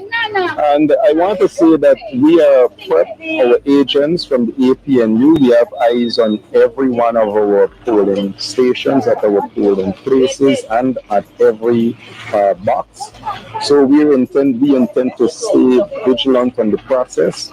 I want to also commend those early voters. I want to respect our seniors. I saw many of them out, and let them know that we have all that is in place to get those who need to get to the polls. But so far, we've had a very good process. All right. Now, my penultimate question is, a lot of folks seem to be streaming past us here this morning going into vote. Is that indicative of perhaps an energized electorate? Yeah, listen, our campaign was very well done. I want to commend the team that ran this campaign in Region 10. Very well efficient, effective. Our resource never meant anything that kept us from not performing. And it was reciprocal in what came from the people in their response to the message that was given. And they were very encouraged by our campaign message, the A.P.N.U, putting people first, putting people center, with our people-centered message. So I believe those approach, the way we attack the campaign and our message to the campaign, our presence in every community, bringing our message directly to people, helped tremendously to bring people to that level of consciousness of the importance of participating in this 2025 election. So we are encouraged of the response during the campaign, and we are certain for this election day, we will see that response in terms of the turnout. Mr. Mayor, we always talk about protecting this baby that is a ballot and the process nationally. How do you feel about the national push? Well, I'm glad you remember that process. It is indeed, in fact, we're not just protecting a baby, we're protecting twins. We've made that an exercise that we've adopted from local government elections. And why twins? Because we're now doing both general and regional elections. And we believe the importance of this election is one where we have to be that attentive, as you would have to any newborn or a baby, because it is that precious, your vote, and the A.P.N.U intend to protect that vote. So we are with all the pieces in place to ensure that we do that. But we want you to know also how precious that vote is to first cast, and second, for us to preserve and protect. So at the end of this process, you can see exactly what that vote meant to the change of this country. All right, Mr. Mayor, thank you very much for sharing this time with us. Thank you so much. You're welcome. Good, Chair. All right. That's as I said. What more could we say on this subject matter? You are listening to Darren Adams, the chairman of Region 10, and His Worship, the Mayor of Linden, the one and only Sharma Solomon. And as we wrap up this broadcast this morning, as we begin our coverage for today, we give you our vice presidential candidate, Ganesh Mahipal, who voted on the East Bank. Folks, take a look and take a listen. Vice presidential candidate Ganesh Mahipal. Good morning, Guyana. I have fulfilled my civic duty, and that is to show up early and vote. And I encourage all of you to do same. I'm trusting that polling day would go smooth, but from what I see, I'm a bit worried because, for example, where I voted at farm on the east bank of Demerara, the farm masjid, noticed that there are 7 polling stations in this polling place. What I'm a bit worried about is that all of the polling stations are under what seems to be a 20 by 20 tent, and there's 7 of them, one after the other. So all 7 you have cramped together. And I'm afraid that people will show up in their numbers, and there may be some confusion. I hope there isn't. But clearly for me, the layout should have been a bit different so that there is space that exists for people to move around and so on. As much as many people may be aware, some may not be aware, but they have to go through the process of checking and ensuring that their names are on the list and which polling station they're required to vote at in this polling place. But notwithstanding that, do what you have to do correctly, vote wisely, and the consequences of your vote you will have to face, whether it's positive or negative, depending on how you vote. You can do like me and vote green so you will stay clean. Or you can go the other way if you so choose, but you'll have to face those negative consequences that comes with it. Thank you. And welcome back. You are listening to Ganesh Mahipal, our vice presidential candidate who voted earlier on the East Bank, folks. We're going to leave it there for this broadcast. We're going to see you guys on the next one as we bring you guys another update. And we intend to bring you these updates throughout the day. Elections Day. The chairman of the Elections Commission has said that GECOM has conducted extensive simulations and drills to identify and address potential challenges to ensure a smooth and orderly process for voters. And that seems to have been holding throughout the day, as we have been reporting from various polling stations across the country. We join Vishani Raghaber, who is at Plaisance on the east coast of Demerara. Good morning again, viewers. We're continuing our coverage of the Elections Day activities, the Elections Day voting from the east coast of Demerara. Now I'm joining you from the St. Paul's Primary School in Plaisance. Yes, we're back in Plaisance this morning. We've been observing what has been transpiring so far. No complaints from anyone coming out so far. The process has been smooth and moving along. And I have someone with me who's a young voter. He didn't vote here, but he's a young voter. And he'll talk to us a bit about the process of voting that he experienced today and just about the youths voting today. John, tell us first, how was the process of voting for you and where did you vote? Well, I voted at the Dynasty Club, that's in South Rumpel Gardens, where my residence is. And the process was quite smooth. I went there just after 6 o'clock this morning. The polling clerk asked me for my voting documents. I used my passport to vote, not my ID, and they accepted it. I wasn't trying to test the system, but I had my passport. I used my passport to vote. And they took it. They administered my ballot paper. They stamped it as they should. And I was able to vote. It had to have been about 3 to 5 minutes. So as a young voter, I would like to encourage all the other young Guyanese. I know many, and I saw their social media posts and so forth, many persons are contending that, the elections might not make sense for them. Why vote? But your vote is really your voice, right? So instead of having to make a social media post and to complain, maybe something is not being done right in your community, or you want improvements or something, or you want the development that you have been seeing, the infrastructural development, the entire economic landscape to improve, this is your chance to actually put your voice where it matters. Not just sit down and be, quote unquote, a keyboard warrior, but to actually make a conscious decision and to set the country in a direction that you think it should go. Right? Of course, I have my own political persuasions. I'm not here to tell persons what there should be. But I would encourage all young people throughout this entire country. I know persons are watching your particular broadcast from regions 1 through 10. So anyone who is watching, not just the young people, but the elderly persons, I would have observed at my polling place, as well as here at Plaisance, several elderly persons coming out to vote. My heritage is from Plaisance. That's what I'm doing here right now. And I know many persons in the community. I've been walking the communities over the past weeks with our chairman of the NDC and some of the party activists. And we have been mobilizing a lot of people, a lot of older persons, young persons, a lot of first-time voters. You would be surprised that some of the first-time voters are not just persons who just turned 18, but there's some persons who are in their 40s, in their 50s, who would have said, they never saw anything being done for them before. She couldn't vote.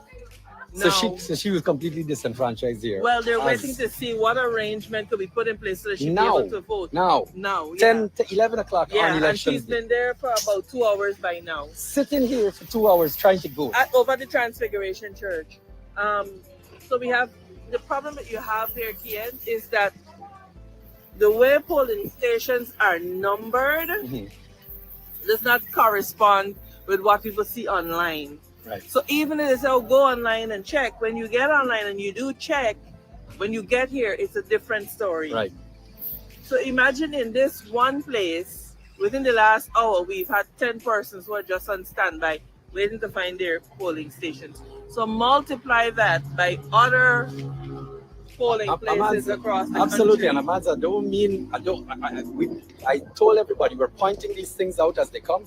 I'm going to be very honest with you. They've had 5 years to prepare for this thing and billions of dollars. And let me tell you what my problem is with this scenario. This is an Afro-Guyanese area. Yes. How have you decided for this school, and this is one of the main polling stations in this area, how could you have this much lack of organization here of anywhere? Right. So the reality is we have to put these pieces together and understand what is what's going happening. on. Yeah. You have to paint this picture. There's an elderly woman. She's been here since morning. She hasn't found a polling place. She says, MP, I'm not feeling well. So we've been able to help her to just sit down and be comfortable. No, it's a black covered one. You got through? Yes, I got through. It's still insufferable. All right, great. I'm happy. All right. Yeah. So this So at is least what has 10 been, people at disenfranchised least here so 10. far, So waiting for hours. they're waiting to hear when they're gonna be able, where So just out of curiosity, who are they waiting for? Listen, to be honest, the GECOM staff are literally scurrying back and forth. They are literally scurrying back and forth. It's not a case where the staff for GECOM is unhelpful. It's just that they clearly don't have the information. Or the training. Well, and or maybe the training. So the misnaming, mislabeling of the polling of the actual stations, it's a mess, and I am deeply concerned. We've gotten some reports of this around the country so far, Melissa and I, and the end of the situation is we're realizing that it's almost like an active effort to disenfranchise people. I don't mean to make this dramatic or what it is, but this many occurrences across the country cannot be coincidental. Okay, I'm sorry. It's unnecessarily frustrating. People are just running around looking for polling stations. Some people are saying, and the GECOM website crashing this morning. The GECOM website and I'm sorry, guys. At 5 years, billions of Guyana dollars later, you're telling me that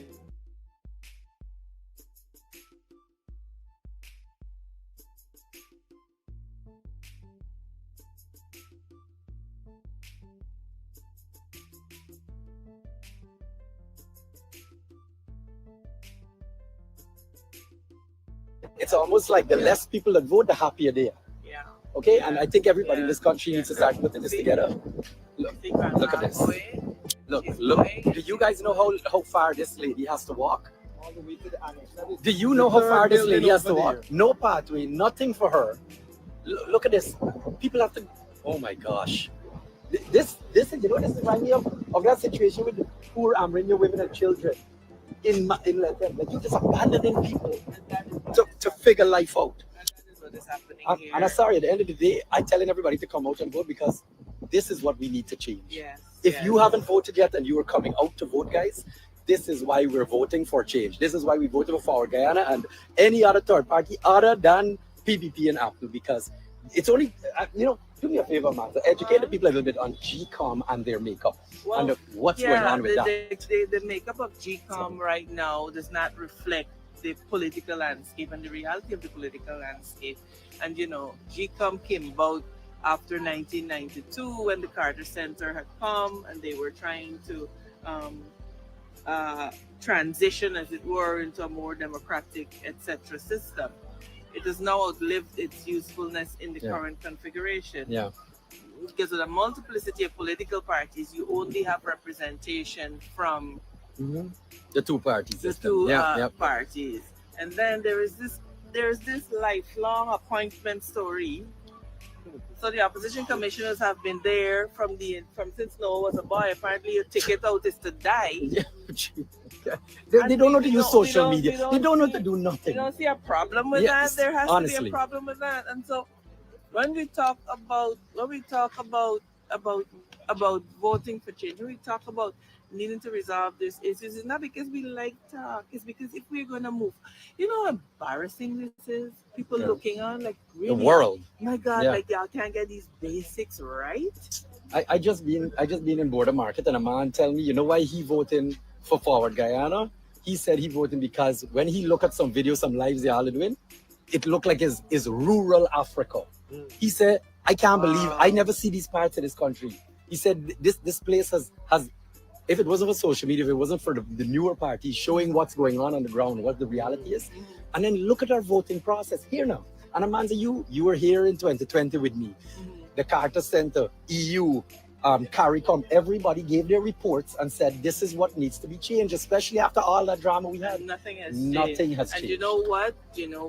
I said to somebody, a meeting that I had with an observer mission that says, oh, they're baby steps, etc. I'm like, please do not make excuses for foolishness, because in terms of tabulation of the results, etc., that is one thing. And yes, they've adopted that, and that is good. but there is also the procedural element of that vote getting into the box. And to the degree that you are frustrated, that process, let me tell you something, it's a problem. Yeah. Right? And so you can't pick and choose. And to know that GECOM has never done an overhaul of their processes in keeping with those reports is embarrassing. Yes, absolutely. My heart broke last night because I got off of the live from you all. I got 10 messages from Region 7. We want to vote for you. How can we do that? And you're right. And we're not on the And you're ballot not on the because ballot. of GECOM's erroneous interpretation. And I'm telling all and sundry, laugh now, but we're going to be vindicated You because will. we are convinced of the rightness of our case.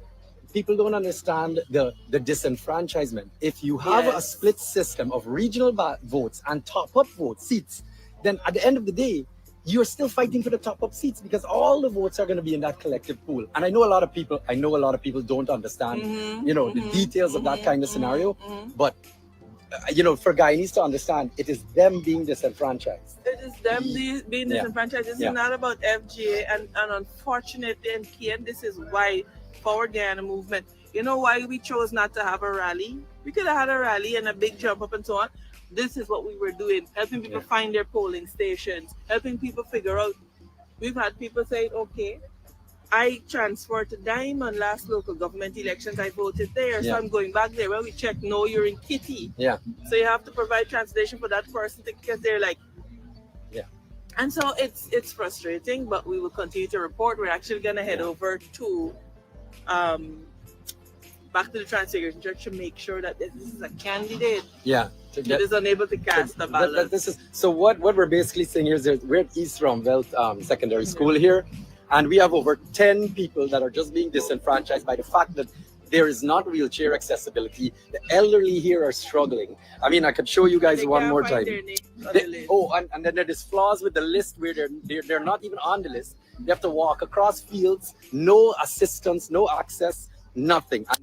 Guys, what we're trying to show you guys is the lack of preparedness, not due to incompetence, but this is willful failure. Okay, this is willfully done. They had 5 years and billions of dollars. And now we are looking at Guyanese saying, sorry, you can't vote because you're too old, you can't walk, you can't find your name on a list. GECOM websites are cost. So guys, at some point in time, we need to understand this is why we are voting for Forward Guyana, why we are voting for all third parties, anybody except P.P.P and A.P.N.U, because these are the systems that need to change. All right, guys, and we're going to continue reporting. Amanza and team are out here And let you all know all what's day. happening. Yep. Yeah. I know Melly just taking a break right now. She's going to be back on soon. Absolutely. And we got some more reports. No all right? worries. Take care, guys. Okay.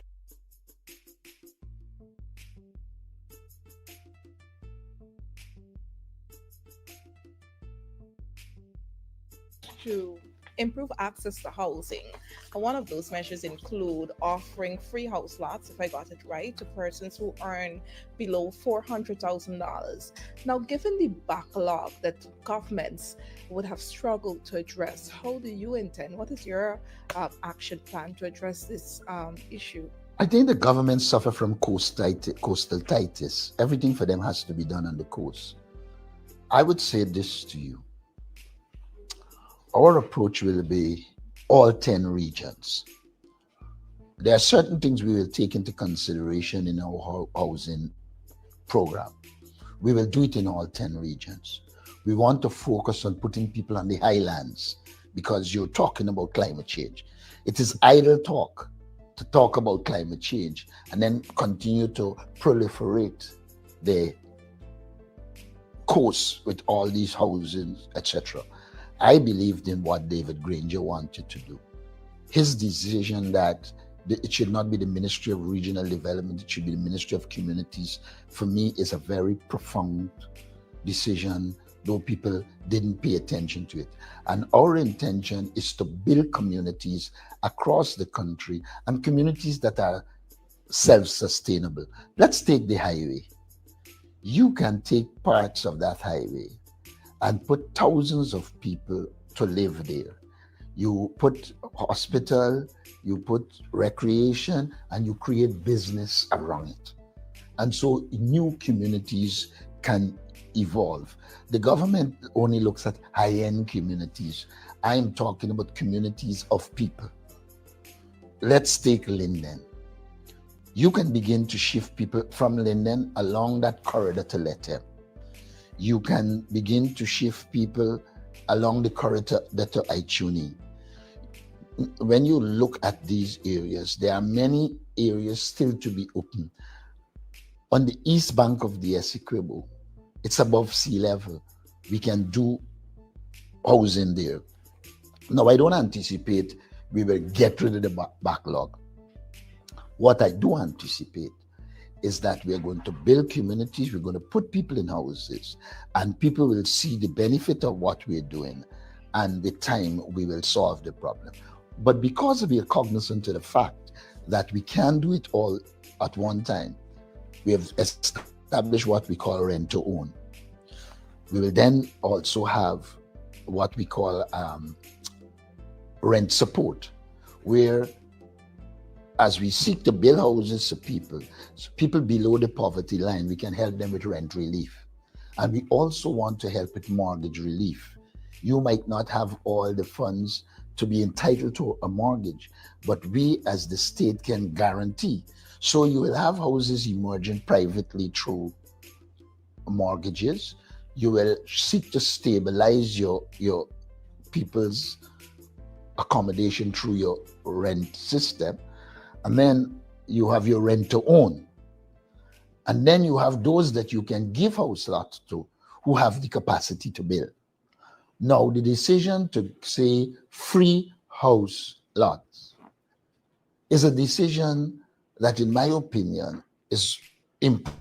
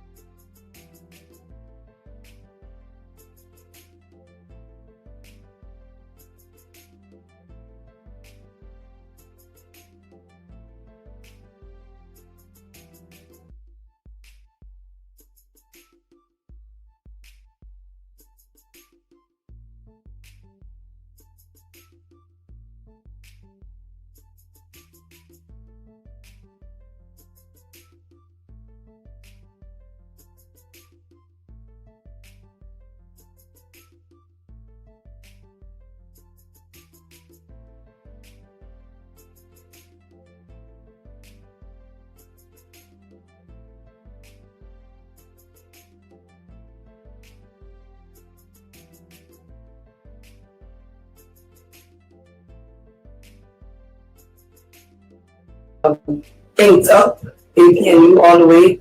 One thing I can say, it went very smoothly in this particular station. For the persons that have not come out as yet, I urge you to come out. Make sure that you take the opportunity to exercise your right to vote, exercise your right to be a part of the decision-making process in this country. And let's see how it goes. Now I'm going to be going around to the various polling stations throughout Bartica. After I leave here, we've been getting a number of complaints, and so one of the things we're dealing with right now is that for one of the referring communities, our GECOM took our agent to the wrong place. So that is now being rectified. So our agent would not have been able to watch the votes as it came in because she was not where she was supposed to be. We're dealing with some of those matters, but our ground team is strong and know what is going on, so they are pushing. And I tell persons right about now, as it goes in later into the afternoon, I know how it goes in Bartica. We see more persons coming up a little later. The sun is very hot right now, but I can urge persons that it's very clear right now, so come out, exercise your right to vote, and you don't have a long line here.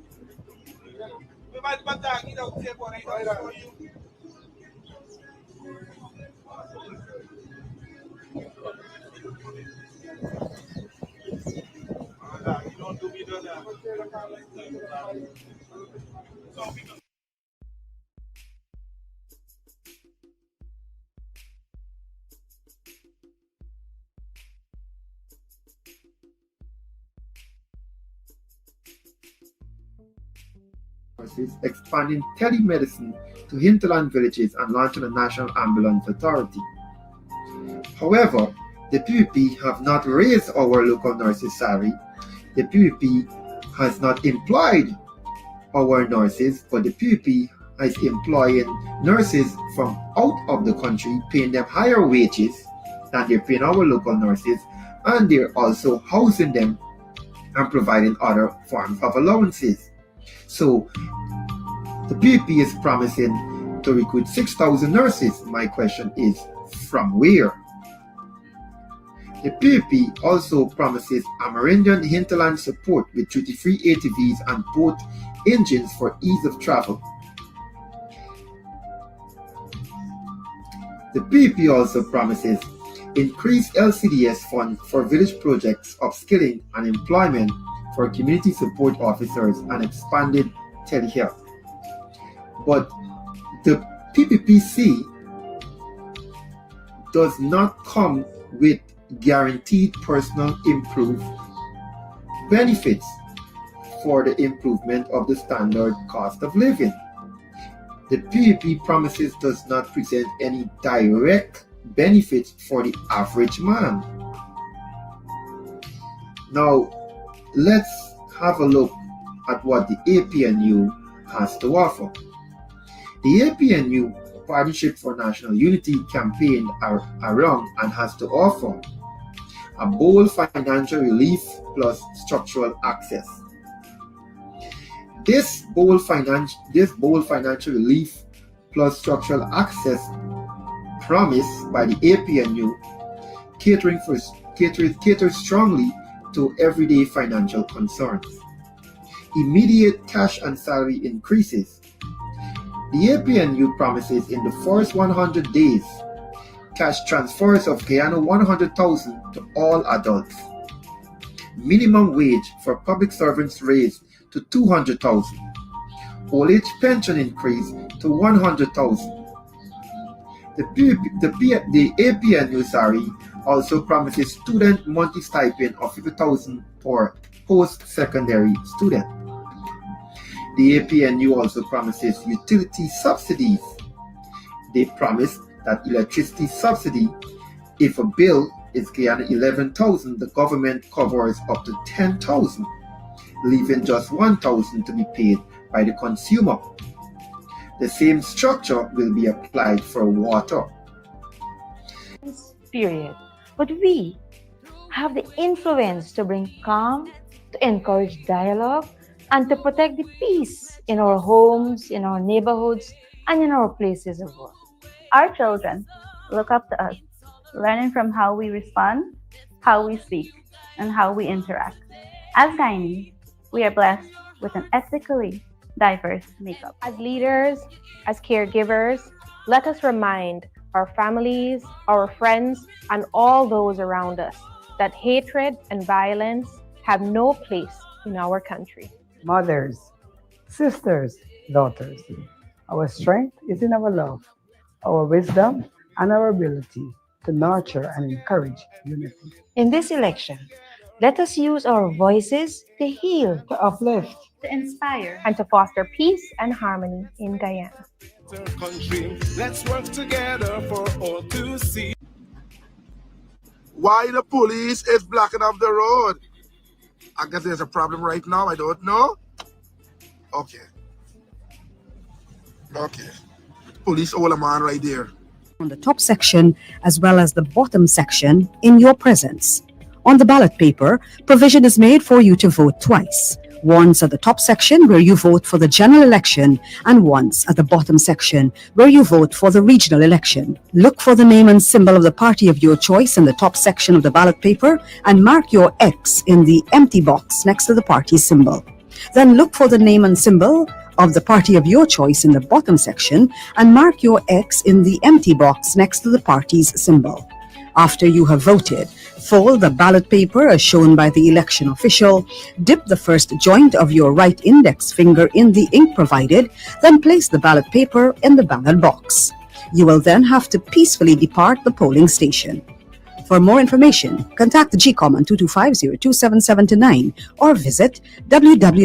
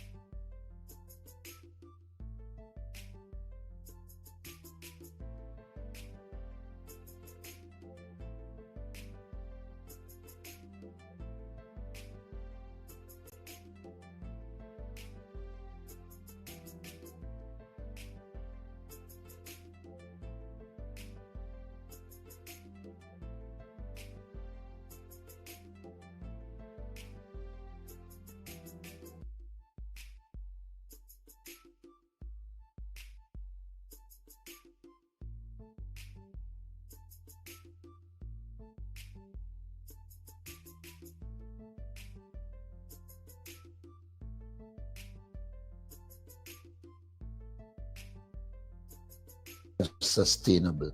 Let's take the highway. You can take parts of that highway and put thousands of people to live there. You put hospital, you put recreation, and you create business around it.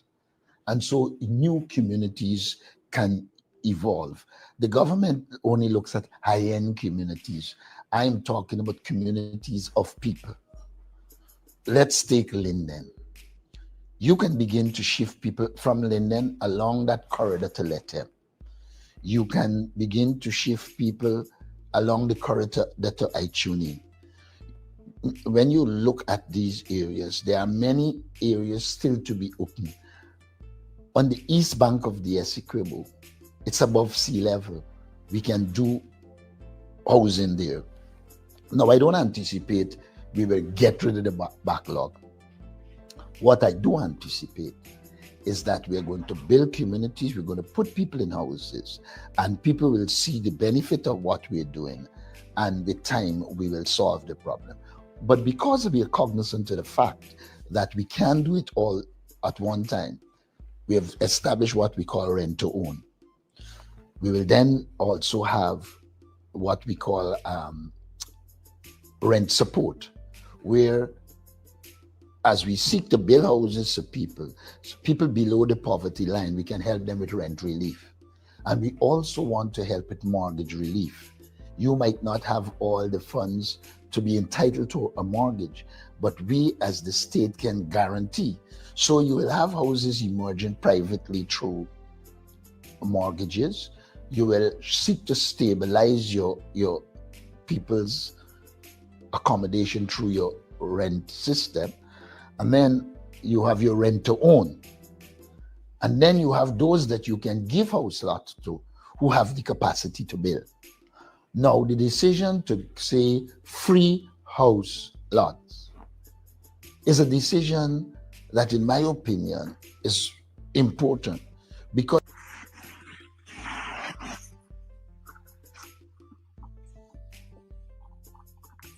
I should say good morning still. I just saw that all the lines are inspired. Good morning, viewers. I'm back in the city. Okay, we movie yesterday. Get the BURKE. Leave the driving room. Voted, make some ends back in Georgetown. But you know, we are going to put out some statements and we are going to write, and I'm first going to ask, good morning, to have a, I don't know the timings for the observers, but to have a second round meeting with the observers. To me, I want to make it very clear that we are a new movement, and while we're completely new to the entire system and process, we're Guyanese, we're not new to knowing election day people going forth. The details as to what happened and how it happened, you know, we will privilege a lot of us to some of the more technical aspect of things. Yes, yours truly. I was privileged to be there and as counting agent. I campaigned a lot and so on the ground. But when it comes to the counting of vote as a counting agent, but being in the position that I am right now, hence that is why I'm saying, and I've said it all the time, that a good change has come to Guyana because the A.P.N.U movement is here. It is a shame and a disgrace that with all the wealth that Guyana, because people, we must speak about this because it is very important as to how Guyana is positioned at this time. And with all the wealth that is there, with all the wealth, I'm going to stop right here, that is here and the different interests in Guyana at this time. That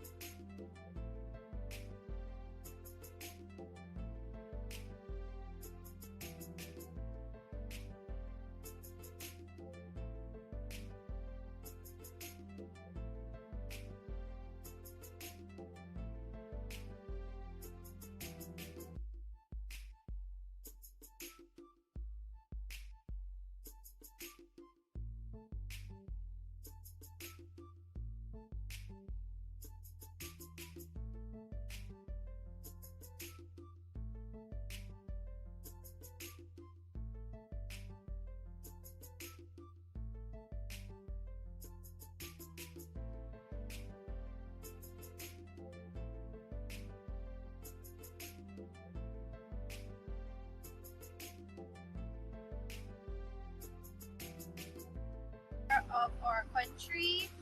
And voting is just not a right, it's a way for us to speak up. And yeah, I'm happy. So my name is June Macho Wilson. We're currently at the A.F.C. Sapphire Primary School, and I'm a resident of Sapphire. And the voting experience was very practical. It's a very fun process, and also it's a learning experience for other people, and also the first-time voter. I'm very excited to cast my ballot and cast my vote, and I think every young person deserves to vote and deserves to have a chance to vote. There you have 4 electors, young persons who have cast their vote here in the 2025 general and regional elections, and of course sharing their views on the process and why every other Guyanese should come out and exercise their constitutional franchise. Very, very important stuff. We want to turn our attention once again to the township of Bartica. We had the chance to speak to the mayor of the city of Bartica, and he had a number of remarks to make about the electoral process and what it was like for him. And so we want to have a conversation with him. Let's hear what the mayor had to say. We're here with Mr.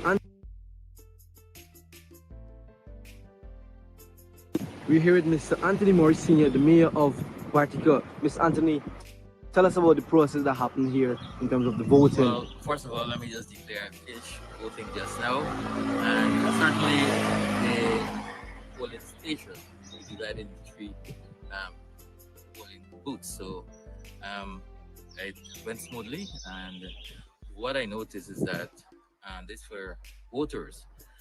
There's a GECOM officer who checks on your ID card and tell you exactly which polling booth you'll be heading to, which makes the process easier. And right now there's no crowd, and it's a very smooth process. And I must say, the officers in there are very polite in advising you what you have to do and so forth. Make sure that you're doing the right thing and you proceed with what you have to do, because it's a democratic right. Thank you very much. And how important is E-Day here in Bartica? Well, very, very important, and it's a very significant day for us, Bartician, because you know, we're noticing the progress that is happening presently, and certainly we want this progress to continue. And I think Bartician place a lot of emphasis on this day because they want to make certain that they exercise their democratic right and exercise their franchise, choosing which party they would like to have them govern the country again. And for persons whom, let's say more so first-time voters.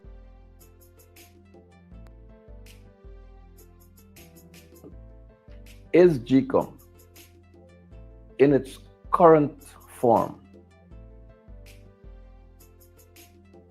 at the operations and administrative levels in a position to deliver to this nation free, fair, and transparent results tomorrow? My response to that is that GECOM is in no position to guarantee, mark my word, to guarantee the delivery of free, fair, and transparent elections. I don't know what will happen. I don't know what they'll actually deliver. But you don't take, is it pig in the bag, they say? Yeah. You don't go for pig Don't buy pig in bag. You don't buy pig in bag. And GECOM is like a pig in bag. It might turn out that the pig is good, but who should commit themselves to taking that chance with a critical product that if it is not good, it's detrimental to the nation at large? Let's talk to the voters. Our youth population is very high. There are going to be a lot of first-time voters. And ladies and gentlemen, we're not talking to the dead voters here. We reserve that kind of operation for another political party. I think, Marvin, you should say you're not talking to the dead voters or those who purport to be those voters. because they are live people who purporting have purported to be those voters. Well, there you go. So we're talking to people who are going to the polls tomorrow, who are waking up, not being resurrected, but waking up by God's grace to go to cast their vote tomorrow. Many persons will be voting for the first time. There are now some new rules. There's one particular that speaks to the cell phone and use of the cell phone. Talk to us about this, Mr. Alexander, because many young people and their phones are inseparable. Many persons have phones that are very expensive and may not want to leave it in the custody of anyone for any period of time, particularly if they do not know the person. So talk us through, particularly for young voters, on the question of the use of cell phone and how we got there. All right, let me continue to contextualize my response. Based on what I have said, people may come back to me and say, well, should we go to these elections? People have been asking that question. The question is, in some regards, rhetorical. We are going to the elections. And so let's face reality. I have spoken about one reality, but there's another reality, that we are going to the elections. The one that I've spoken about is desirable. The reality of going to elections is a fact. How do you, in those circumstances, try to still strive towards what I have spoken about?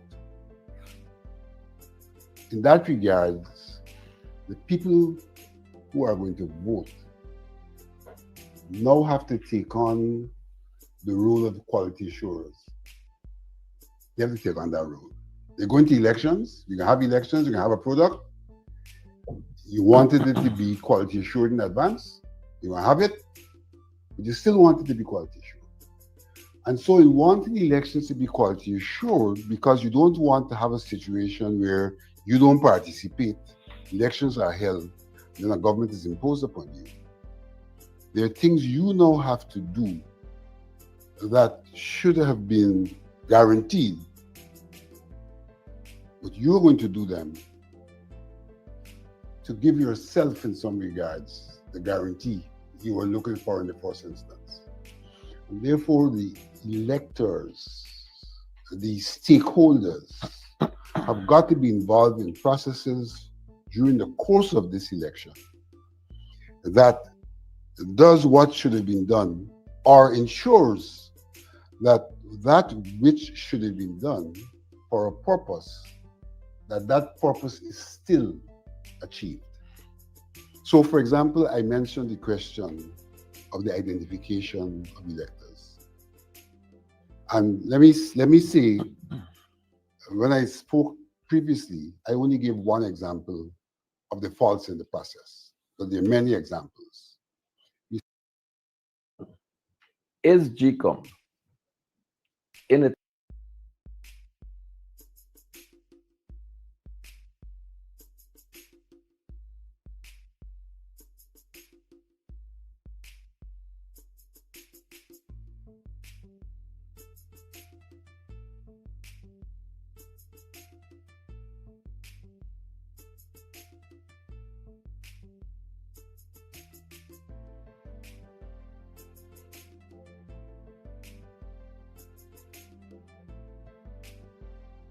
Us know that there is a diverse crowd that has gathered there, or rather a diverse gathering of people that are there to make sure that they cast their vote and participate in the general and regional elections 2025. Simeon has now moved from the Aquatic Center and is now in A Field Sophia.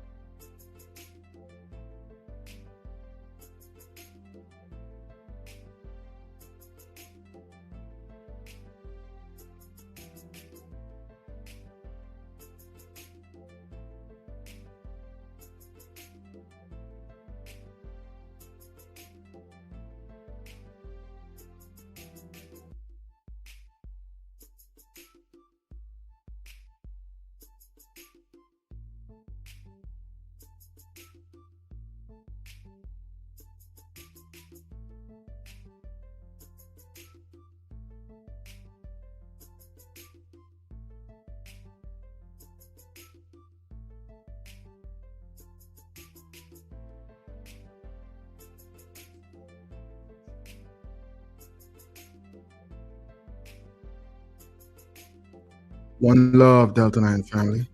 For everyone who hasn't taken a couple of seconds as yet, please and thank you, so that everyone will be able to see this live.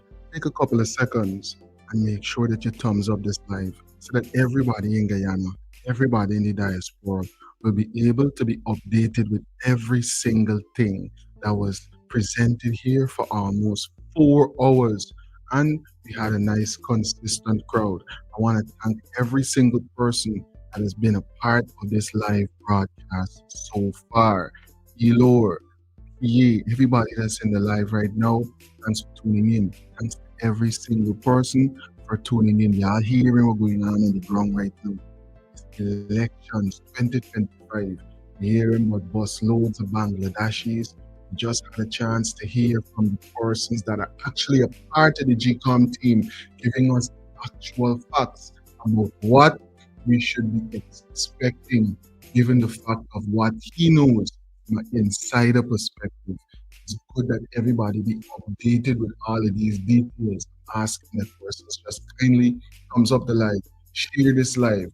When Melly Mel and everybody else comes back live in the afternoon, Delta 9 Media will definitely be here broadcasting all the way through the afternoon into the evening, definitely the tabulation and everything else. So if you have not subscribed already, please make sure that you subscribe so that you know when we're live. Again, you'll get the notification and you'll be able to stay updated with every detail in the election so far. As you can see, we're making sure that we cover every aspect of what's going on the ground in Guyana, right here on Delta 9 Media. I want to thank every single person for tuning in right now. So many comments in the comment section. I'm definitely going to try to read a few of them into the record, but not right now. From all over the world, pick up yourself. If you're watching in the rewind, definitely in the future, please make sure that you drop a comment in the comment section. Let me know where you're watching us from. And definitely pick up yourself, and thanks for being a part of this live presentation.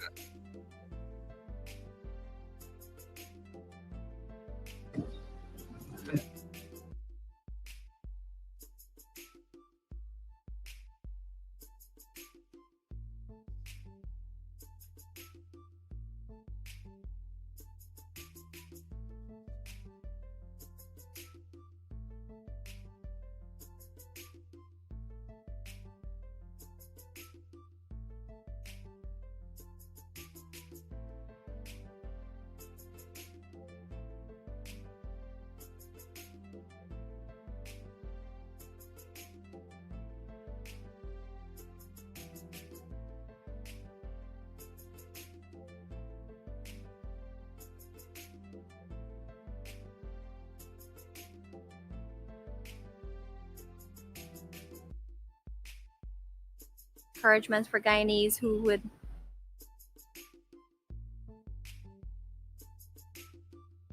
well, they should vote because we're having a lot of opportunity to get up in life. You know, a lot of stuff is going on, and we might not understand it now, but we will understand it later in life. You know, as we get older, always is very important to have certain things in our life. You know, so things like that we should need as Guyanese to learn, because I grew up in the hard times. You know, where we could never had afford to get a house lot. I had to struggle to get buy my own land, my own house. I could not own anything. Nobody gave me anything. So I struggled even to buy stuff for our workshop. We used to have to fight hard to repair them over and over. Could not afford to go to a store. Government, there was a Ministry of Social Cohesion. Do you see bringing all the races together as a challenge? It's a challenge, but it is a challenge that can be overcome. The question needs to be asked is this: what are the factors promoting race? Politics, 1. Absence of resources, 2. Geographic separateness. At the level of geographic separateness, we can develop housing schemes and invite people of different ethnic groups to live in those schemes. So you break the separateness. And then once people start to live together, they will understand each other. One of the points that I didn't make, one of the causes of ethnic division is a misunderstanding of each other culturally and otherwise. You know, I always remember in 1976, I went on a YSM training program, and a young Amerindian boy became a friend of mine, Ruben. He had come out of the interior for the first time to come to this course. And one day somebody was commenting on how the Amerindians walk one behind the other and said, you know, in very derogatory terms, see Bokmans walk one behind the other. And Ruben very quietly said, how else could we walk if we live in a place that we walk in a track? And so here it was, some idiot from the coast denigrating people without understanding their life, their geography. They didn't have broad roads so that they could walk all over the road. They virtually walked in a track. And so it was part of the culture to walk one behind the other. And that is why I believe understanding people culturally and otherwise will help in dealing with. The other thing is distribution of resources in a fair way. A lot of the Afro-Guyanese and other ethnic groups are up against the P.P.P. because they discriminate in the allocation of resources. And if we find a much fairer mechanism to allocate resources, then we will be contributing to the reduction in racial tension. Now, I'm not one who believes that you're going to change it overnight, but we can put down the pillars that allow us to build a strong, united society in the future. I have two final questions. They're a bit touchy. The United States has sanctioned a number of Guyanese. The only one that we continue to hear about day in, day out is the presidential candidate for the WIN party, Mr. Azzuddin Mohammed. We understand that the list of individuals to be sanctioned could be very long. Apart from that, how would a Aubrey Norton government treat with an extradition request? Extradition request. Well, one will have to look at the facts. If the legal and other arguments are presented and it is established that it's justified, we will do it. What I wouldn't do is allow any government to, at their whims, fancies, and caprices, demand the extradition of a Guyanese who didn't commit a crime. But once there has been established that there is a crime, once it affects Guyana and Guyana's resources, then in my opinion, the government is obligated to respond to it and ensure that what is required happens. If I'm correct, we have 841 kilometers of border. It might be a little bit, give or take a one or two. The United States, the UK, Canada, they're very concerned about narco trafficking. Do you see that as a challenge to your government as well? How you plan to tackle this? First of all, you have to change the leadership of the Guyana Police Force. If your people who are supposed to be in charge of law enforcement are accused of being involved in illegalities, then if you leave them there, you'll be charging Caesar to be tried by Caesar, who will find himself not guilty. The second thing I would say is that there is need for increased use of the technology. We live in a modern world in which we can utilize technology to monitor this very wide society we have. In fact, I believe this government has the capacity to, but they only use the technology to be vindictive and discriminate. They don't use it in a way to protect Guyana and help Guyana. I think we will make that shift. We would shift to the use of technology to secure Guyana. When we When the P.P.P came to power in 1992, Guyana was in a center of drug trafficking. It is the P.P.P that facilitated it and accommodated it, and in some regard were part and parcel of it. The departure of the P.P.P will signal the beginning of the end of the narco trafficking by our government. We will have to engage in and deal with it. The problem with narco trafficking is a few benefit and the majority suffers. Finally, before we let you go, you have been meeting since you became leader of your opposition with members of the international community. Do you get the impression that they're prepared and ready and willing to work with Aubrey Norton? And secondly, Nicolas Maduro, the Venezuela-Guyana border dispute. Help us to give us your own understanding of what you think is happening. I see the United States have sent some warships closer to the Southern Caribbean. Give us an understanding of what you think is happening there. And Maduro also is a threat to this very country. The United States has its interests.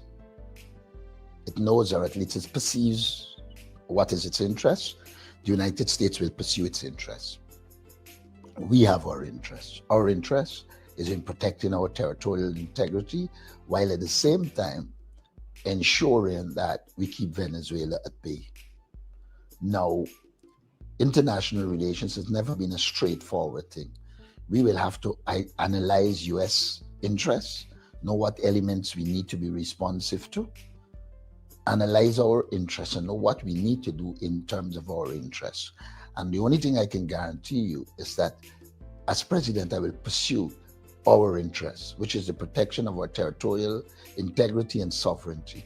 I also believe that one of the weaknesses of this government is if they disagree with something, they don't engage diplomatically. I am one who believes that the path of diplomacy is about engaging so both sides understand and work out arrangements that will suit both sides. That is the approach I will take. I don't believe everything the US do will be in our interests. I don't believe everything we do will be in the US interest, but I do believe if we can engage and find common ground, we both can move forward. And international community, you get the impression that they are... My engagements with the international community, I gain the impression that they just want to see a proper election, and once a government is duly elected properly, they are willing to engage. But again, I've said that this thing is about interest, and until the elections are over, you're not going to know what is the real interest of anybody. Mr. Norton, thank you very much for taking time out to speak with us.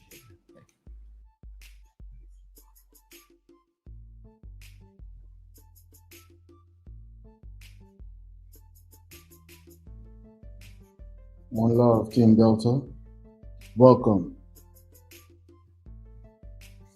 to Movement Mondays. Now jumping on the camera after a little while, all right? But guess what? The flight has landed. The flight has landed for this part of Movement Mondays. Because guess what? We're gonna be coming back in a little while. We're gonna be coming back in a little while to conclude, to make sure that we keep you updated with everything that's going on with elections as things proceed. Right now, persons are voting. If there's any bulletin, any updates, we're definitely going to jump back on the live and make sure that we come and we broadcast that. But for right now, we're going to be taking a very short break, a little intermission in between the lives, just so the live is not too long and YouTube doesn't push it in the algorithm, and just so that it is able to be viewed when persons are able to, make their way over to the video as well. And as well, we're going to make sure that we bring the information that is coming as persons start to count the votes late in the evening. So look out for that live, because we're going to be broadcasting probably for another 5 or 6 hours, keeping you updated with every single thing right here on Delta 9 Media. So if you haven't already subscribed, make sure you subscribe, buddy, because we're going to go live again. This live was a bit over, a little over 4 hours, and I want to thank every single person that was tuning in. Right now, we're going to take a short intermission, and we will be coming back live again today. So look out for the updates, look out for the notifications, look out for the posts on the community tab, look out for the short videos. We will be keeping you updated with everything around the clock. Elections 2025, right here on Delta 9 Media. Thanks for tuning in. I want to thank every single person for tuning in, every person in the live, everybody that's going to watch this in the rewind in the future. Pick up yourself, and thanks for being a part of Movement Mondays. This is part 1 because it's a special. It's Election Mondays. Thanks for tuning in. Pick up yourself. Salute.